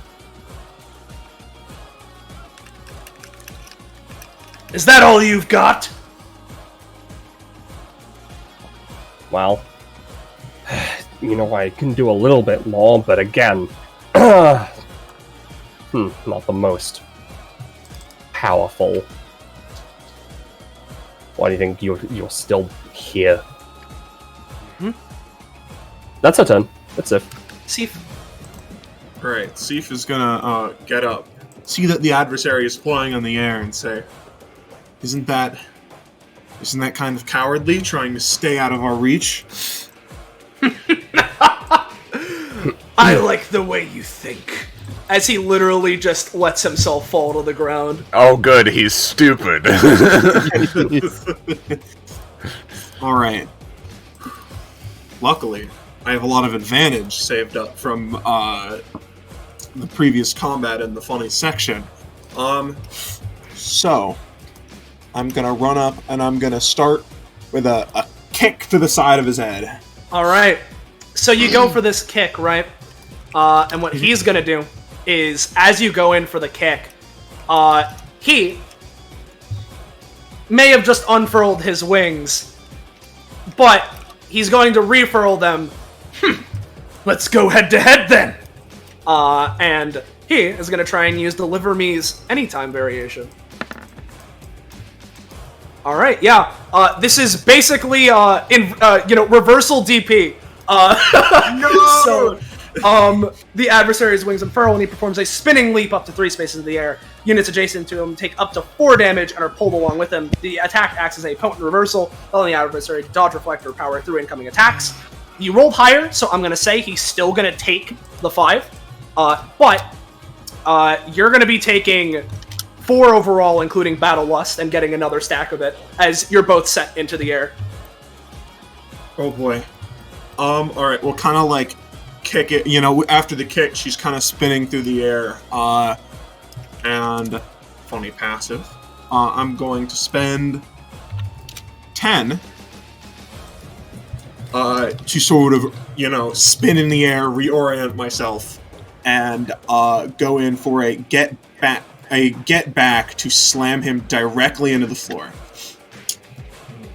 Since we've got quite a bit of distance. Exactly, and as you're in the air, you manage to orient yourself and slam him into the ground. So this would be dealing 7, right? Yes. Okay. Potentially more because of the Yeah. drop. You know what? I'll give it a solid 10. As he gets slammed to the ground.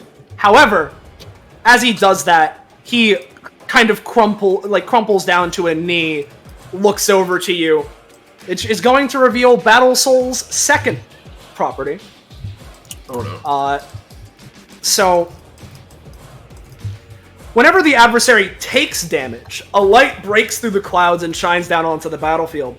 From it manifests an ethereal angel which floats down beside the adversary. These angels have 6 movement, can occupy the same space as other units, are able to use any of the adversary's basic attacks with half damage, and can also choose to detonate into a pillar of light to deal 1d3 damage to all enemies in a 3x3 around them. At the end of the adversary's next turn, after they are summoned, angels dissipate into blue flame. A unit can choose to attack the angel to dissipate it. So, those are 2 attacks, so let's get them. Yo, real fast. Aorta holds up a guess for the epithet, Valhalla. You're very, very close, but not quite. Yep, nope, not yet. I think I might have something. Alright. Is it heaven? Nope. Okay. Well, my turn is not over. Because as I drop, I'm going to spend 20 advantage. To go in and try and go for one more, as I'm falling, do an axle kick down on this man's head. Yep. I really shouldn't be spending more stamina because I'm almost. It is actually pretty scary. Oops. Yeah, no, you go for the axe kick, but it's a bit. You're falling through the air and you're not able to quite get the right aim as you fall back to the ground. He moves to the side or whatever. And as Ballas said, you can choose to reroll. I'm not choosing to reroll. I'm going to die. Yeah. All right. Does it only lower it by 1? Does it get rid of all of it when they fail next? When they fail, it gets rid of all of it. Yeah, oh, okay. All of it. I thought it was only by 1. Nope. Okay, nope. Better. If you choose to fail the action instead of reroll, it's just gone. Yep. I just wanted to make sure. All right. Is that Seath? Yep. Nala. Alright. Nala, there's a lot going through her head right now.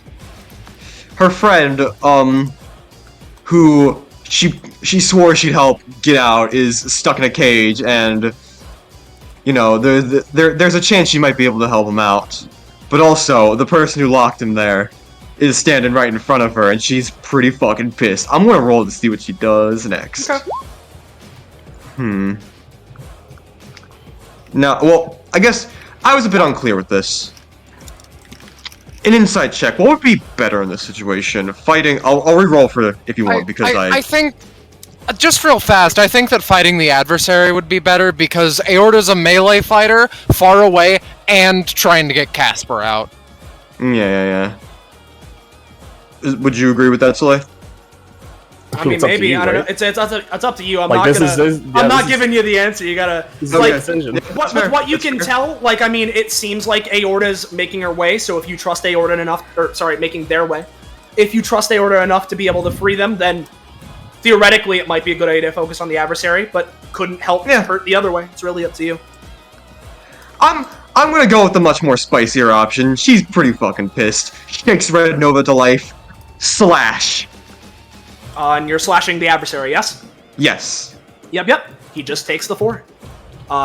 Which means Nice epithet. that's another angel is summoned. Yeah, nice epithet. Would it happen to be Purgatory? No!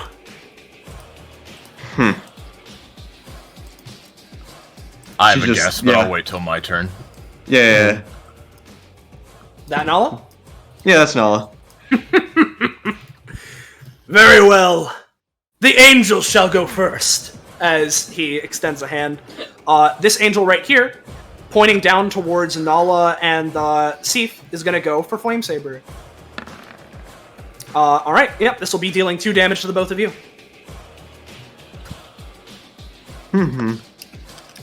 Nala's going to dodge. Well, no. 2 damage, right? Yeah, 2 damage. Okay, then I won't. Real quick. So I assume angels do not apply battle lust, or No, they do not. They do not apply Battle Lust. just letting people know. Yep. Okay. Then this one is gonna go fly over to here, and is gonna try and use its version of Whistling Axe on Gia. That's gonna be hitting for 4. Alright. Alright. Meanwhile, this one over here is gonna go and you know what? Let's see, because it has enough movement too. Yeah. No, you don't have to like point it at me. No. It's also gonna. No, you don't have to do that. No. Oh, it's just 4 damage. Don't worry about it. Oh yeah, just 4 damage. That's like 25% of my health, motherfucker. Oh, it's fine. It's only 20%. It's only 20%. Don't worry about it. Hold up. So now we have the adversary's actions themselves. So,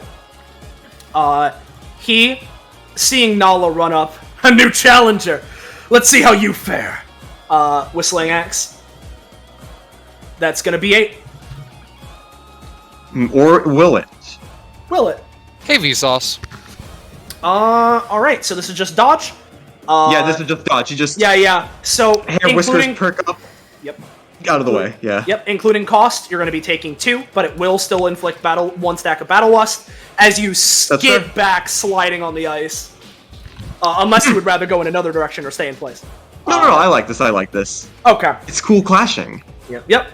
And so, as for his other action, let's see. I could set that up, because let me think.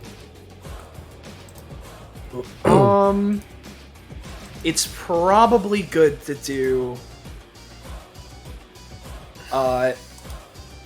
Yeah. What he's gonna do is he's gonna go for Raging Chaotic Flame. And these are 3x3 area attacks, so one is going to be here, one's gonna be centered by Leah, and one by Gia. So here we go.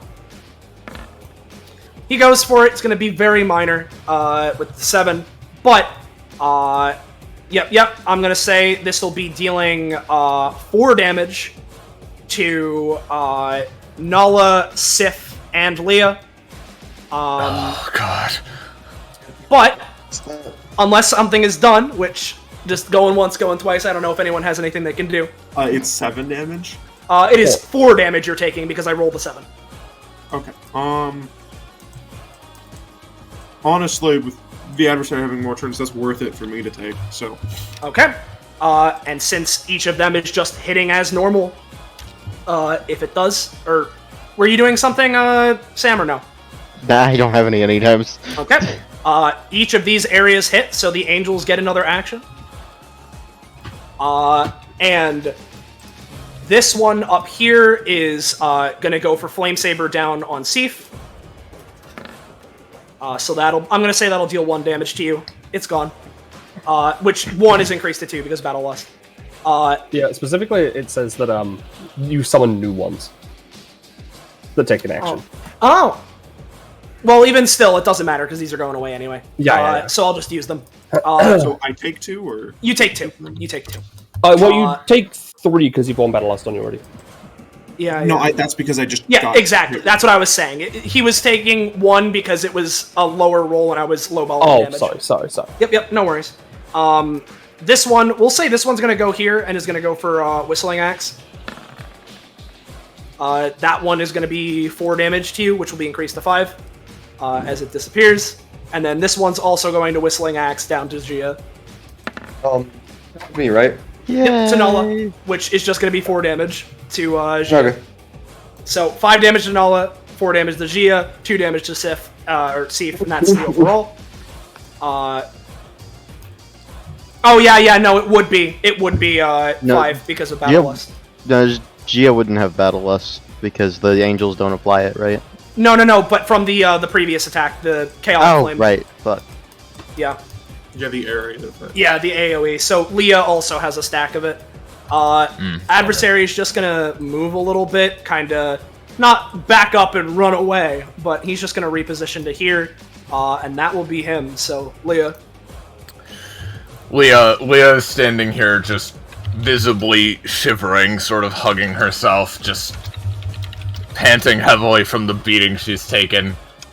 She's definitely not in her element. She does not like this situation, but her mind is always buzzing. It can't really help it.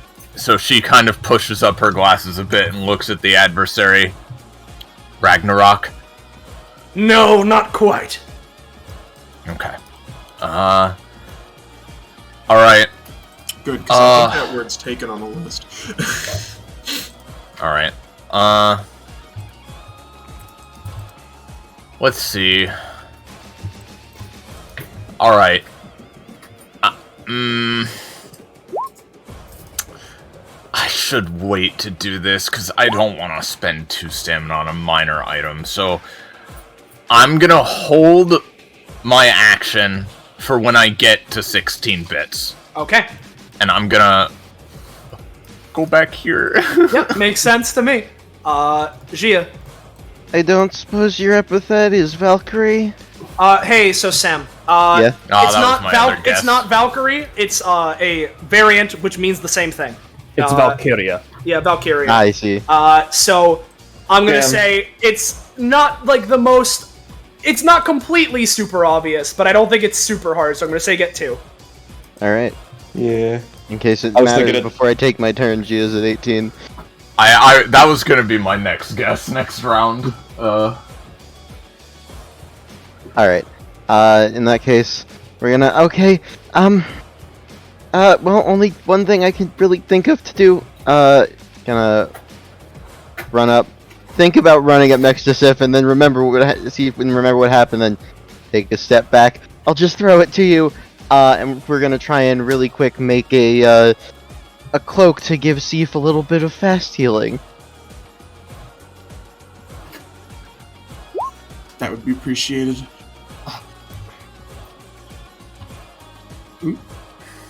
Yeah. I'm gonna say you have fast healing too. Yeah, it tosses that over to Seif. And then that's my turn. Alright. The adversary. I see. Sorta looks over to Aorta. Oh! You're ignoring the fight, are you? They hold up another guess for the word. And as that happens, he's gonna let's see, because now he's a little bit annoyed at Aorta for doing that. So Like how I get annoyed at Ballast when he does that. yeah, you know. You know what? No. He won't use that. He is gonna go. And oh yeah. No, this is totally what I'm gonna do. So with Aorta being over there, right? Mm-hmm. He is going to reach down onto the ice, place a hand on it, and as he does, grips. And he will be using his talent, Weapons Expert. As a bonus action, he can choose to alter/add properties onto his weapons, or take an object he is holding and transform it into a weapon, taking the form of a new basic attack. And reaching down into the ice, he's gonna morph it into an ice whip and try and just drag Aorta away and deal some damage in the process. Well, first I need to do the bonus action. Let's see if I get that. No. He's not gonna quite be able to do that as he reaches down to, do that. It just can't get a grip. Fair enough. Looks like, you know what? That's the case. All of you, stay back. One of your friends is getting a little bit wily, as he's going to try and use up above, and this would be on a 4x4 area if this succeeds, so let's see. I'm gonna give him a little bit. Basically, I'm gonna say he can't do the follow-up, but he's gonna get a little tiny bit, and it's just gonna affect this 3x3. Nala and Seif, you are just kind of floating in anti-gravity stasis right now. But as that happens, he is going to go over here to Aorta, and he is going to just try and use, like, Whistling Axe, go for, like, a swing around this way and just drag her back over here. Alright. I imagine digging into the ice, creating like a big gash. Like a wave of ice, yeah. Anything Aorta's gonna do? I'm not expecting this to completely neutralize things, but whilst they're here, they're just going to, whip out their airsoft pistol and try and go for a cheap shot. Yep, and you are gonna get a cheap shot. So, that's gonna deal 2 damage, which is going to summon an angel. But that doesn't change the fact that they're still fucking schlapped. Yep, they are schlapped. And so, yes. Actually. So I'll say that, yeah, you're just gonna take 4 damage as you're dragged this way. Got it. And then, he's going to just try and use, Cinder Flare, shoot a fireball at you and push you further into the light area, that was created earlier. This doesn't necessarily have knockback, but, I'll say it's enough to get you, like, pushed here, right? So that's another 2 damage to you, which would actually be 3 because you have the 1 stack of Battle Lust. Yep. Which then adds another 1. Yep. And so there's that. Yes. And he does have 2 movement actions, so let's get him back into position here. Before, though, you say that. Yep. I just wanted to, because I was busy reading the specifics of the ability, I do want to use Night Sight to jump out of the way of the telekinetic area. Oh, yeah, feel free. As it's happening. Yeah. Yeah, no, you go for it, but unfortunately, it just doesn't quite work out. Reaction speed. Yeah. And as his turn... Well, you know, actually, because the angel... Yeah, no, it gets to act on the turn after, so the angel doesn't get to act yet. This light disappears, but you guys are still partially anti-grabbed. It's not completely, but you are partially. As it hits Aorta. I imagine that the sword is still, like, partially over there, so they just have their guitar to work with right now.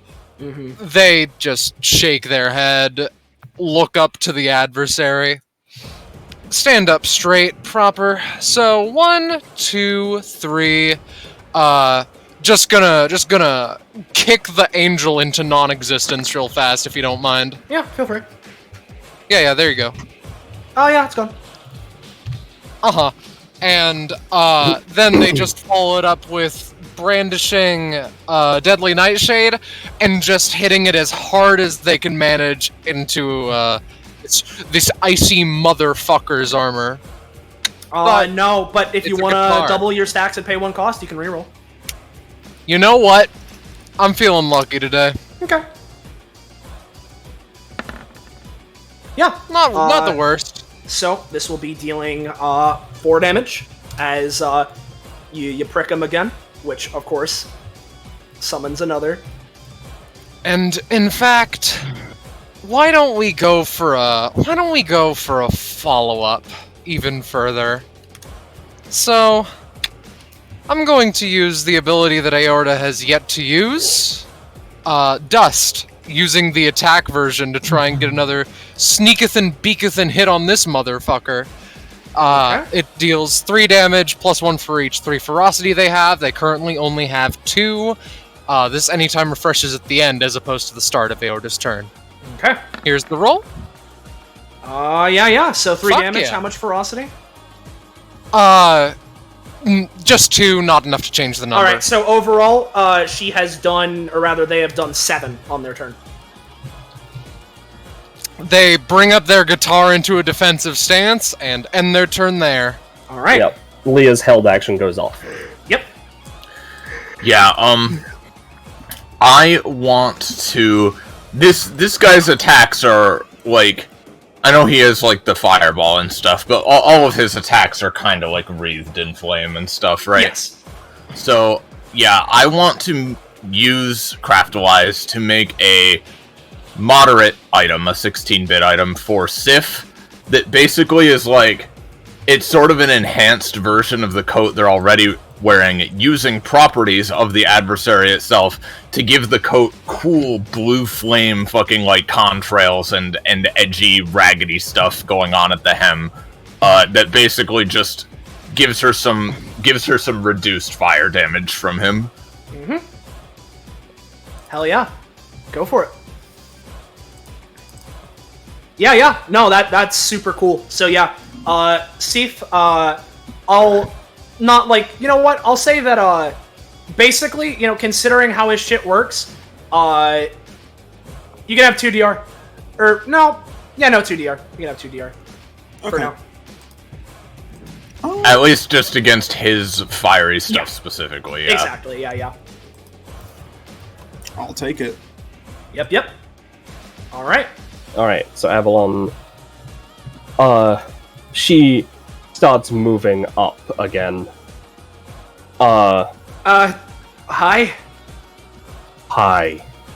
And she gets up to the cage, because she just goes and floats through the wall. Mm-hmm. As she gets closer, a little spark from Casper comes off of them and hits Avalon, and her eyes start glowing further as sparks come off of her. Oh. Well, this is interesting.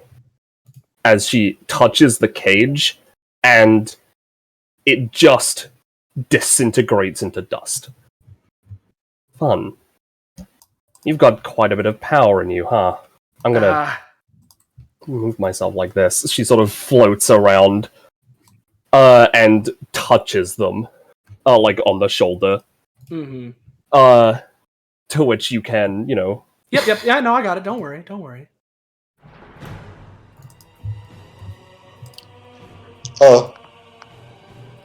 Alright, her Very epithet.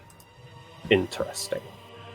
Her epithet definitely lets her absorb shit then. I haven't really felt something like this since entering this place. What are you doing, lady? As, Casper, I've got it, don't worry about it. Casper, lights up in a burst of psychic energy. This time slightly different.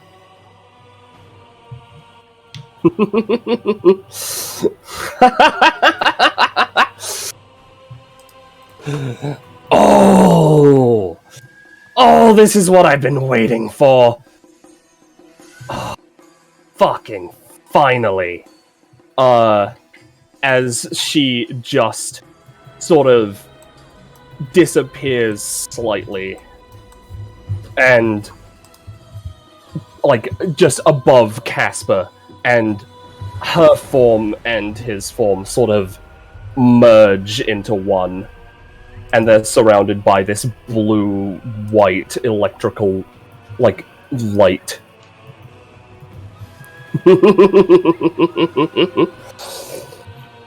And the one standing in their place looks a lot like your friend, but there's something different about them.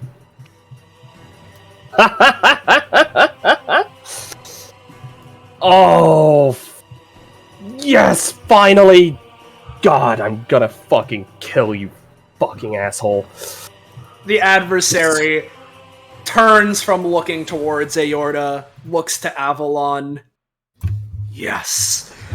I knew something like this would happen! Casper, as you knew them, is slightly different in form, even beyond the growing bluish hair, the extra horns and blue eyes. Their form has sort of become slightly taller and more feminine, akin to. They're a non-binary icon. Exactly. Yeah. Finally, as I said. Adversary, I'm gonna fucking kill you. And now that I... she sort of like touches her like hands and face. Now that I've got the fucking living body again, I can go out this fucking hellhole that you call home. Live my goddamn life again. And as this happens, right, I imagine that electric energy around Avalon flares up as a similar fire flares around the adversary. The unnerving energy hits an all-time peak as it just... a wave goes through the area as around all of you as energy shoots down into the ground. You can feel the ground start to rumble and shake as everything around you, suddenly it feels like you're in an elevator that's moving up way too quickly, as, like a platform extended from the earth, the Colosseum rises up and up, held by a spire of stone. And eventually, once the movement stops, give me a moment, you guys find yourself way, way high into the air. So to this, and then there you go. Oh, Jesus. I can feel my power. My epithet can finally take over this godforsaken place. And you know what? Sorry, kids. It was fun and all. But I'm gonna need you to not interrupt me while I deal with him. And she raises her hand, pushing all of you back to the edge of the wall. Well, I say to the edge of the wall, just to, like, here. Grouping you all up. Before a just pit, like a black hole, just emerges from underneath you all. And you all just start falling. Much like before. I think I just figured out what her epithet is too. Damn it, now I can't guess.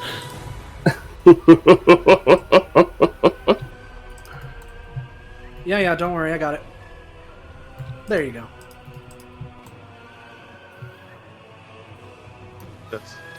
And you can just hear her laughter as you all fall down into the abyss. Again? Oh god. Yeah. Null is fucking pissed, as you might be able to imagine. Yeah. Like, Hey Roche, what do you think this map is called? Goes to the underground. No, Yeah, this it's is the Roche. underground. Oh Roche yeah, isn't yeah, allowed to be wrong. yeah. So, everybody, I want to ask now. This is where we plan to cut things for today, right? If we want to, we can bring you to the next map, and you can have some ending RP if you want to end it there, or if you want to end it now and leave that for tomorrow, we can do that. I think we should. I think we should end it now. This is a good cliffhanger. Yeah, it's a good Yeah. cliffhanger. Just wanted to give We you can- the option. We can have that ending RP be beginning RP next time. Yeah, and that was the Yeah, intention. I just wanted to give you the option because this went even shorter than I was expecting, which is Yeah, fine. I wasn't expecting this to be long. I think the second part will be longer. Yeah. But basically, if that is the case, that's where we're leaving things for now. Just to confirm for them before we end the stream and so on and so forth, were there any combat rewards for the cut adversary fight? You know what? Let's have a little bit here that we can put on this map.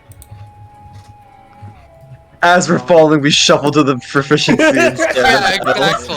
You have to go through the one you want as you're falling. Otherwise you don't get it. Like it's a fucking Ah, damn it! I hit the companionship. Ah, fuck. monkey ball game. Literally, Yeah, the moment you exactly. started heading to the north the first time, I was like, okay, so that's where they're going with this, huh? Yeah. Not going to be anything too crazy because it wasn't a full combat, but it was definitely a tough one for the little bit that you were there for. So Yeah. I'm thinking like either like one here or two. I think Like, one, two. because I Yeah. think that, like, Yeah. although it was tough, it is incomplete. Yeah. And I think the 2 companionship makes sense. Yep. Because, you know, I don't know if you noticed, the adversary is clearly not built for you guys. Yeah, I noticed. I wasn't really. for like a DBA party to fight. Yes. Yeah, I wasn't really sure how we were gonna beat him, to be honest. I was assuming that our goal was like free Casper or something. I honestly thought we could do it. I don't know how you did. I don't know what. I'm the fucking contrarian today. Sorry. I You're remember living in a you know, universe where you have more than 20 stamina, clearly. Yeah, I have Literally 30 everybody wrists. else was like at 15 or lower and taking Listen. more and more damage. Yeah. Scarlet, you were not focused in that first round. That's fair enough. I went from 40 to 9. You know. I very quickly went from 20 to 9 as well. Yeah. You're you at know. 19. I would be correct? dead if you hadn't saved me.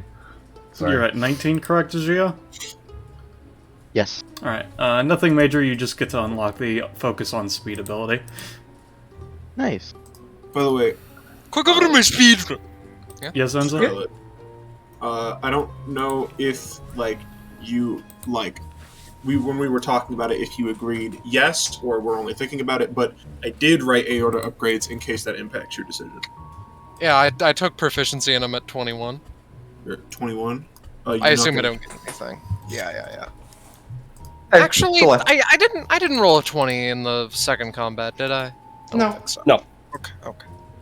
Hey, Soleil. Yeah, what's up? Can one of my comp go to Casper? Oh yeah, sure, go for it. Because Yeah, I that's imagine that her desire to rescue her friend has only grown stronger, and the other one can go to Aorta because of Yoda. Glad to hear it. Alright. Yeah. We don't have any fan art to show off, and we're gonna save the icons and all that for Yep, after the saving second that for half, tomorrow. correct? Yep. Alright. Well, give me a second, or if you want to, you may go ahead and do so, Soleil. Yeah. So, if it wasn't clear from what we've been saying, this is our Halloween special, and what would a Halloween special be if we didn't do it on Halloween itself? So it's been the intention since the start to split this into 2 different sessions. Session 2, assuming everything goes well, hopefully is tomorrow. So, come back again at the same time for another ride on the spook train.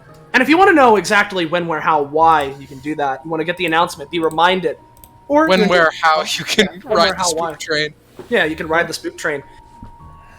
Feel free to join our funny Discord server.